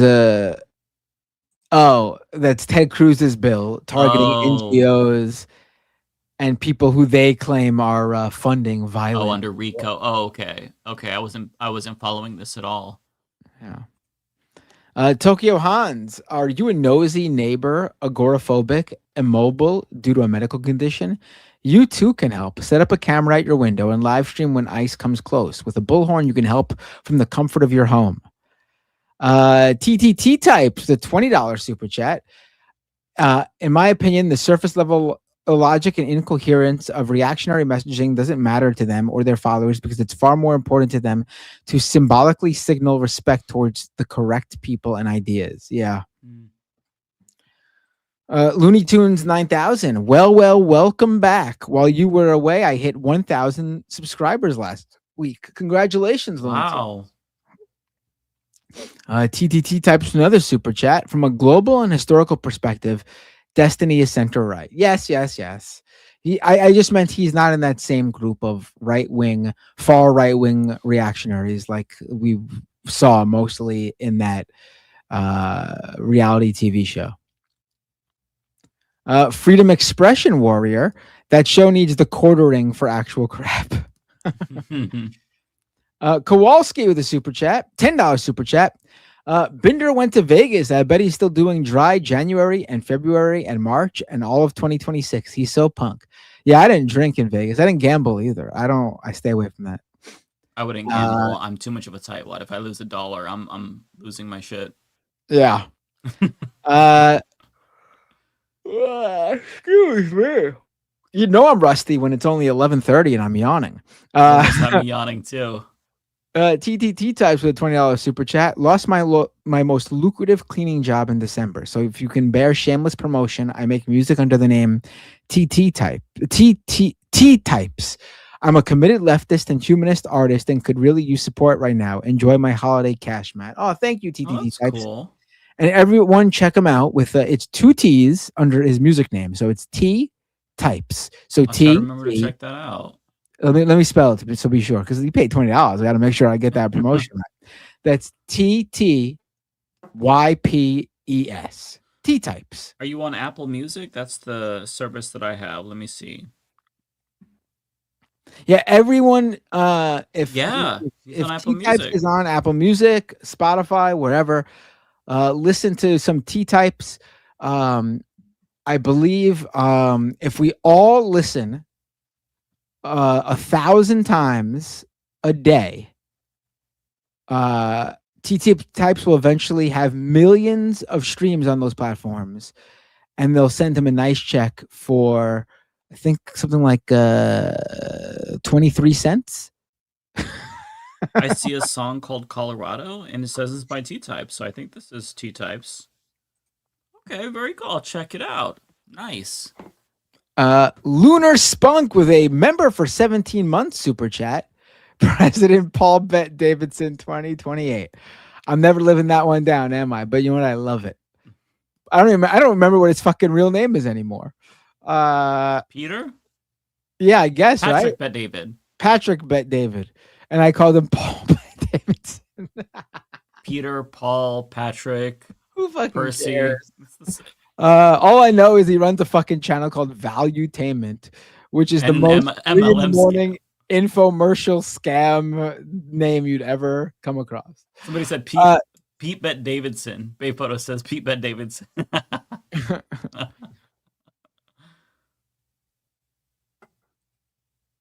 The Bay Photo with a member for 30 months super chat. Technically, we had a full house tonight. David and Ariana just swapped. Are we sure they aren't the same person? Hope your dad is doing better, by the way. Oh, yeah. Thank you, Bay Photo. I really appreciate it. So yeah, right before we took off for the holidays, I had mentioned, to keep my dad in your thoughts. He found out that he was very sick. I don't know how much information he wants me to share or something, but he's doing treatment now, and he's doing much better. Oh, good. Than he was a few weeks ago. Good. He spent about a month in the hospital.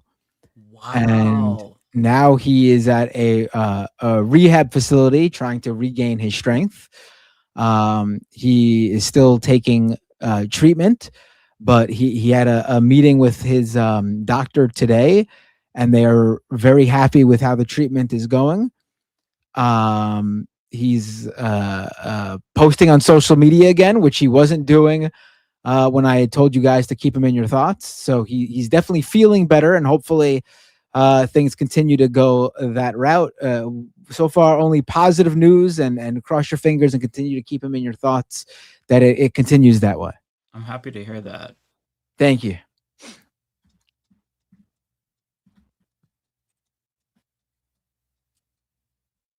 And that's it for me for Super Chats. Oh, okay. There was actually, I think that Rebecca did read this one. I just did not remove it.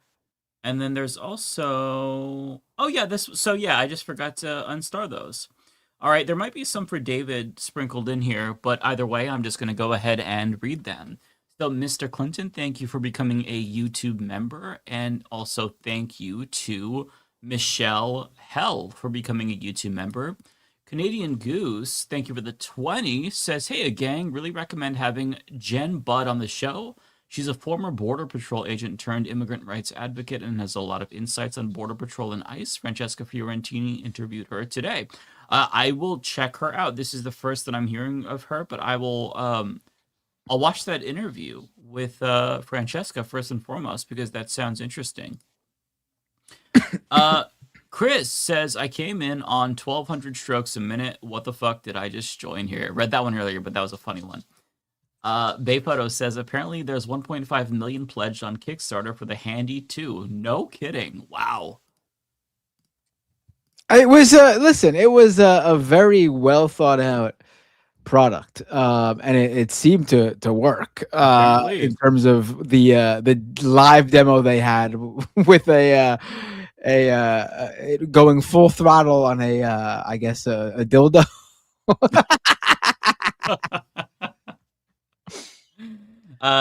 Follow up from Chris. I joined the chat. Someone said, I'm sorry to interrupt. Someone said there's a Paul Bet Davidson shirt now. Is that true? Is it really a shirt? I don't know.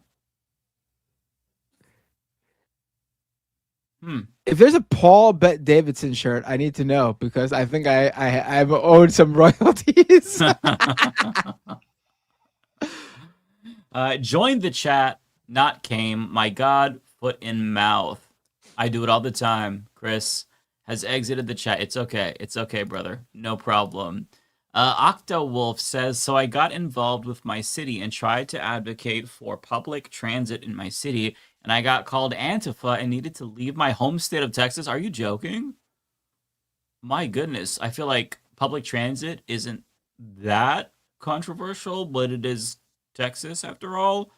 I'm sorry to hear that. That's not normally how that goes in city council. Like, I mean, you might get some chuds that'll push back, but having to leave because of a recommendation is a bit extreme. So I'm sorry to hear that, Octo. Ben Riley says, I'm old enough to remember Mike before the beard. Oh, you're old then. You're old then, my friend, but that's really cool. I don't even remember what I looked like before the beard. Just a child. Yeah, I don't know what I look like without a beard anymore either. It's been decades. Yeah, I couldn't imagine it. I feel like I would just not look like the same human. And I can't just shave it either because if I've asked my kids, and they are staunchly anti me shaving it. They get, in fact, my 6-year-old daughter, it gets very upset even when I bring Serious? it up. Yes. Yes. Oh, that's funny. You just wouldn't be the same dad anymore. It'd be too I jarring. mean, it would devastate her. That's funny. My dog has never seen me without the beard. I was always curious what would happen if I shaved my beard. She'd probably freak out. Cartoon says thoughts on Meta shutting down 3VR studios. This is the first that I'm hearing about that, but it doesn't surprise me because they are a shitty company, and it's kind of where a lot of the gaming industry in general is going. So I'm honestly not surprised, but it's still definitely disappointing to hear that for sure.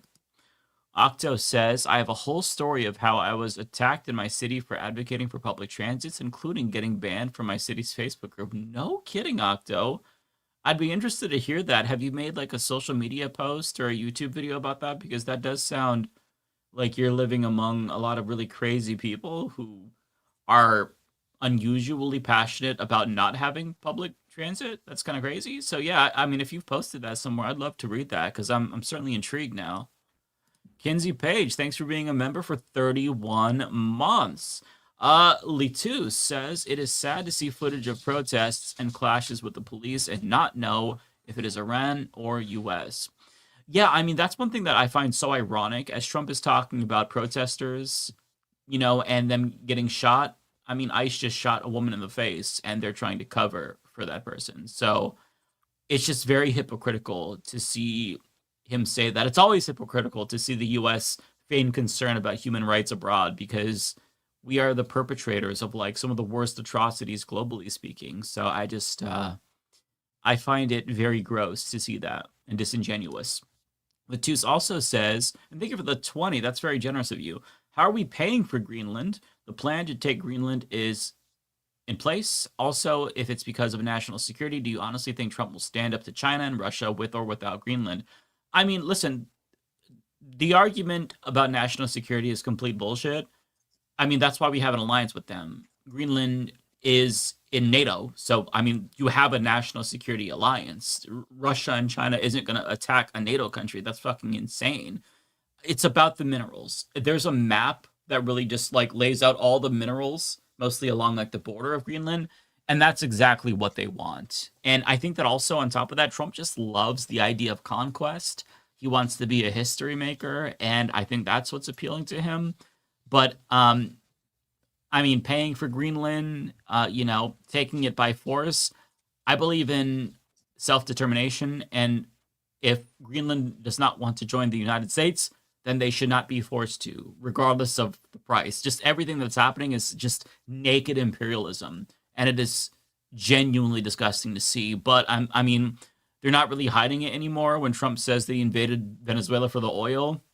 In some ways, it's more gross because they at least used to lie to us. But the refreshing honesty is actually appreciated because it's much easier to turn the public against it if it's so obviously corrupt and despicable. Like having meetings with oil executives after you kidnap the leader of another country. I mean, there's not really any plausible deniability. This is about the people of Venezuela. So, yeah, just it's a lot to take in, honestly. Rachel says, hi, Rebecca. Okay, we must have missed this one.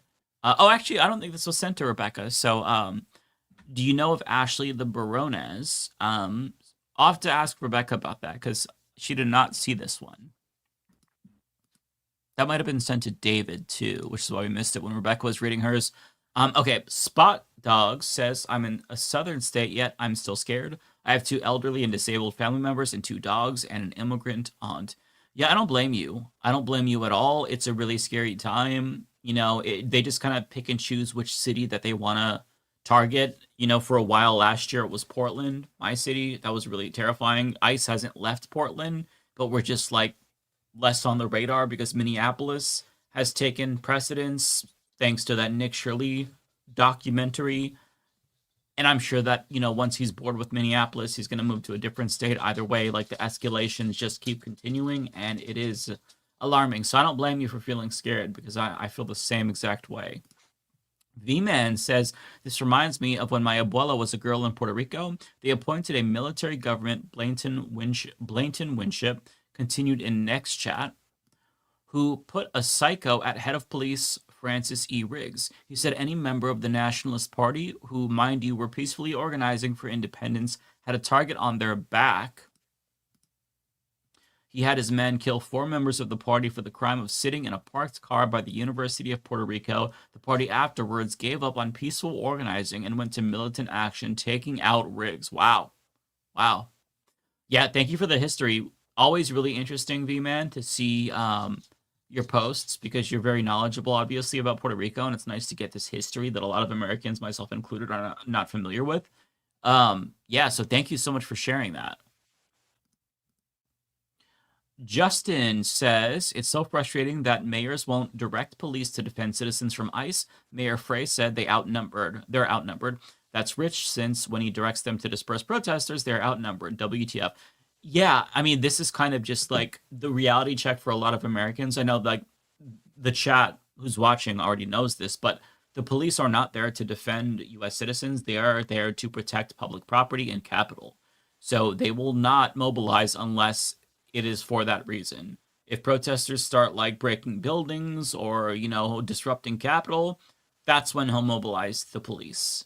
They are not there for us. They are there to reinforce the system. So ICE and police, for all intents and purposes, they're on the same page. Statistically speaking, police officers are conservative and probably enjoy seeing what ICE is doing and wish that they had as much autonomy to abuse people as much as ICE is. And hell, if you're a police officer, why wouldn't you just join ICE? You get a $50,000 bonus. You're probably making more money. So I think that's kind of why this is not happening, because if you tell police to arrest ICE agents, I mean, it's just, you're asking cops to go after cops, and it's just lesser degree, or I guess like a degree of cop. Like, one is a community cop, one is a national cop, but they're all cops, so they're on the same side at the end of the day.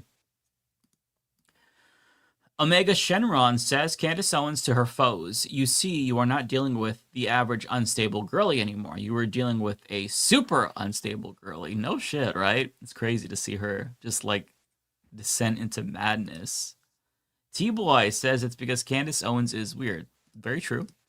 And T-Boy adds, I'm going to need a long shower after watching this train wreck of a, quote, trailer. Yes, in reference to the Grifter reality show. Joel says, that trailer felt like my consciousness was being violated. I apologize for that. N Patrol says, William, Sasha Riley interview matters more. It needs to be verified, but it won't be if we don't talk about it. I'm not sure entirely what this is in reference to. Maybe the chat has some additional context, but if you say it's important, then this is people's note to check that out. I'm not really sure, though. Omega Shenron says, a reporter said that Mr. Narco-Terrorism Marco Rubio used to work with that drug lord who was in Tiger King with the exotic animals. Can't make this shit up. Are you joking? I did not see that, but it wouldn't surprise me. ABS says, hey, Mike, did you hear that ICE shot 2 more people during the protest in Minnesota last night? Also, did you see the RE9 showcase today? Yeah, I did see that they did shoot 2 more people, which is not surprising. I think this is going to keep happening. In terms of your question about Resident Evil 9, I did not see that showcase. I don't think I'm going to watch it because I'm already sold on the game. So I'm just going to pick it up when it's on sale, most likely. But yeah, I like Resident Evil, so I don't need to see any more. The Blue Witch says General Strike needs rent funds and local organizing. Yeah. Oh, okay. So somebody in the chat is saying that Sasha Riley is a Trump Epstein victim. Okay, thank you for that. I was not familiar with this interview. Appreciate that context. Yeah, so I'm not sure if people know about this, but on the 29th of January, I believe, you have local leaders, including labor leaders, organizing a strike in Minneapolis, a work stoppage, as well as, I believe, a shopping boycott that day. So you'll have to look online. I'm trying to remember the organization that is putting this together, but there is a mini one taking place in Minneapolis, and I'm going to watch that closely because if they are successful, they could create a blueprint for the rest of the country, although it's not getting a lot of traction. I saw that Common Dreams wrote an article about that, not getting too much play on social media, but it doesn't have to because this is a locally organized effort, so online won't necessarily translate into real life, so just pay attention to that, because if you're in Minneapolis, you definitely want to take part in that, because the demand is to get ICE out of the city. So that's what they're doing. They're going to shut down the city in hopes that will encourage ICE to leave. So massive luck to them. Autistic Goblin says we're the leftist foot soldiers for the leftist mafia. That's one possibility. I did see some other names for the viewers in the chat. It's all very mafia related. So yeah, maybe we got to take a poll at some point to see what to call you all, because you definitely have earned some sort of title. Corey Springer, thank you for being a member for 31 months. Kowalski says the Olympics are all the way in 2028. Trump will not be president by then. That being said, who do you think Vance will choose to be his VP? Or I guess Benjamin Netanyahu might pick the guy. Oh, okay. You might. I'm torn, Kowalski, because on one hand, I think that what you're saying makes sense. He very likely might not be president, but at the same time, part of me thinks this fucker is going to live for like 20 more years just to torture us all. I don't know, though, but you are right that in the event JD Vance becomes the VP, Benjamin Netanyahu is probably going to pick his successor, or possibly even more likely, Peter Thiel will pick his successor. But that's a hard question. It's probably going to be some straight up demon. Like he's just going to conjure up the spirit of Satan himself and make him VP. That's the only possible way that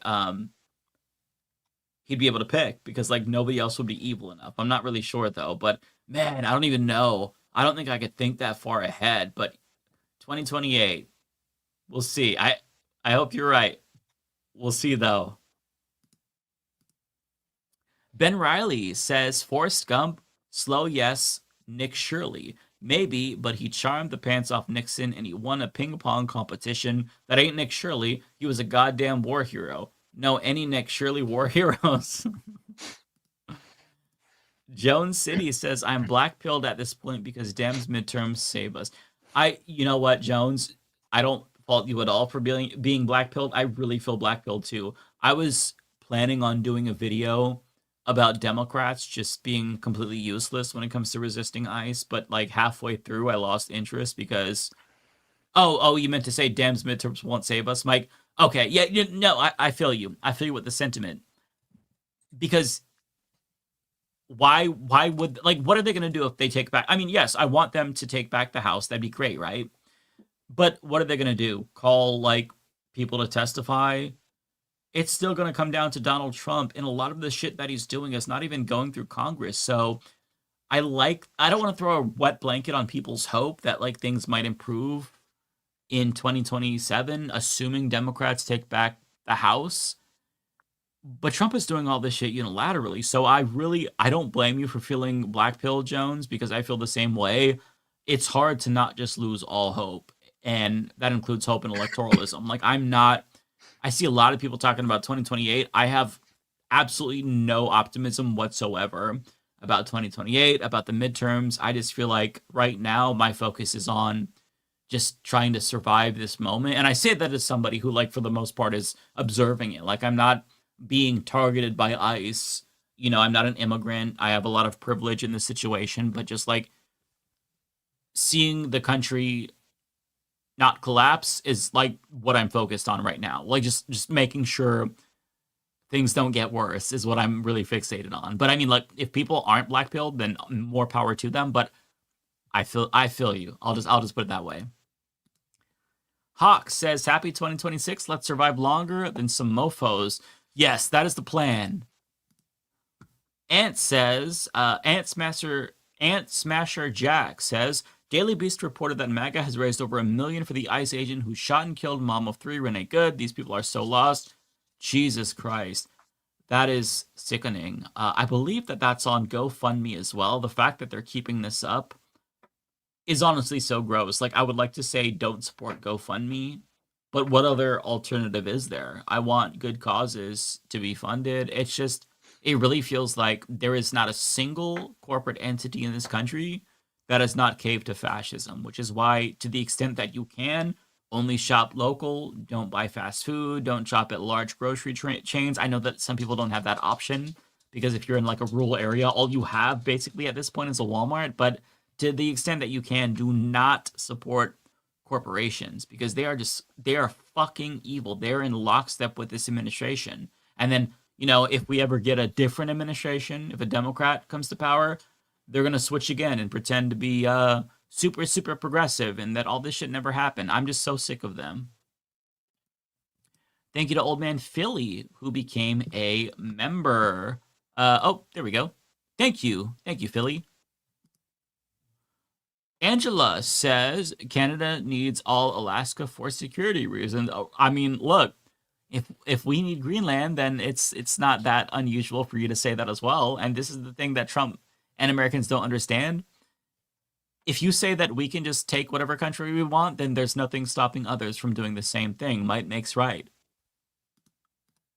Oops. Joseph says, taking assets should be another litmus test for candidates. We can and should take back ill-gotten gains on top of getting rid of ICE. Yes, exactly. I totally agree with you. Old Man in Philly says, Trump's Greenland gambit is his way to leave NATO. I mean, that would be one way to do it. I think it wouldn't just be the U.S. leaving NATO. I think that seeing a NATO country attack another NATO country would destroy NATO. So you may be right about that. Although I'm not even sure he's playing 4D chess like that. I think he straight up just loves the idea of like international conquest. Yeah. T-Type says, saw somewhere that the 50K requires 5 years in ICE. Oh, okay. I'm not really sure.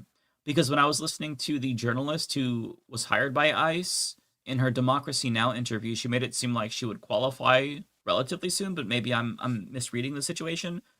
But I mean, still, $50,000, that's a lot of fucking money in this economy. So there's going to be a lot of people that sign up, and I don't care what their excuse is. Poverty is not an excuse. That is unfucking forgivable. If you know somebody that joins ICE, disown them, shame them, just never talk to them again. Like, that has to be the biggest fucking taboo. These people need to be pariahs for the rest of their life. There is no coming back. Once you join ICE, there's no rehabilitation. You should be excommunicated from fucking humanity for the rest of time. The only way to make amends is to Minecraft yourself if you joined ICE. Like, that's literally the only way.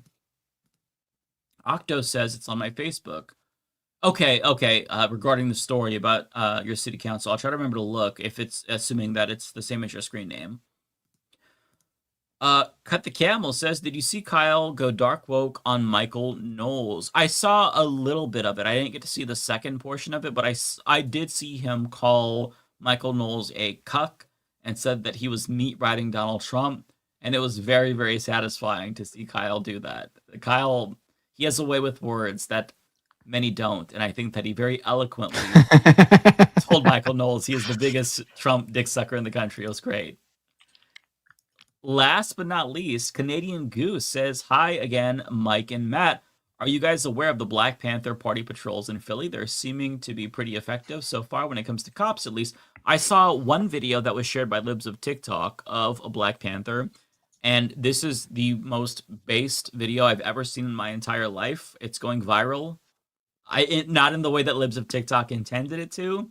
This guy is an absolute king. He basically says, look, if you have a bigger gun than them, that's how you protect yourself. And look, the Black Panther Party, they've been doing this. It's the same party since during the Jim Crow days. The Black Panther Party, they absolutely are effective. Nobody can deny that.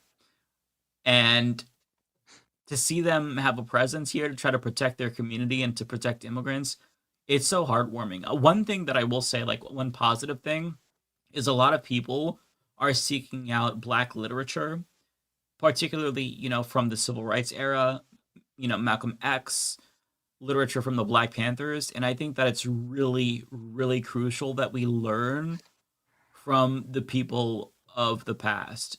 Like, civil rights leaders, they really created a blueprint, and it's sad that their entire history just gets sanitized and whitewashed. Oh, they were just peaceful.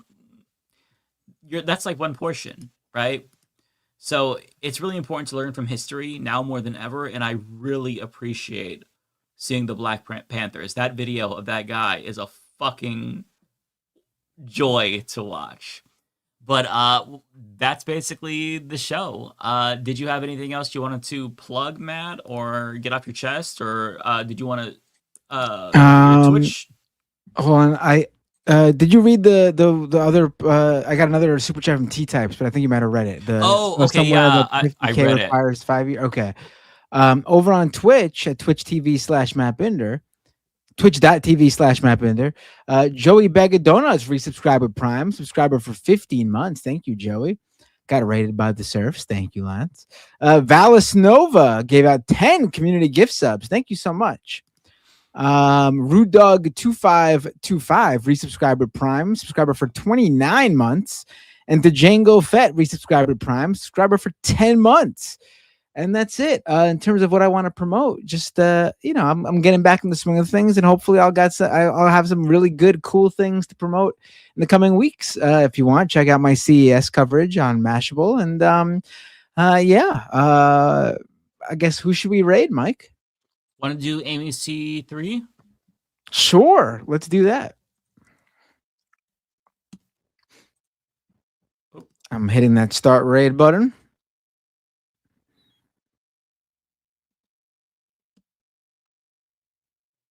All right, Mike. It was a pleasure to see you again. Happy to have you such back. A long happy to be in the break. swing of things again. It's nice to be back, honestly. Yep. And I'm gonna hit that start raid button, and it's a pleasure to see all of you back here on the chat. So many of you came for my first show of the year and the second show for Leftist Mafia of the year. Great showing. Yeah, you know, that's not easy to do when you take weeks off, for people to come back as if, you know, we never skipped a day. Right. I appreciate it. All right, hit that raid now button. Are you ready, Mike? I'm ready. All right, peace, everybody. You take care. We'll see you next Thursday.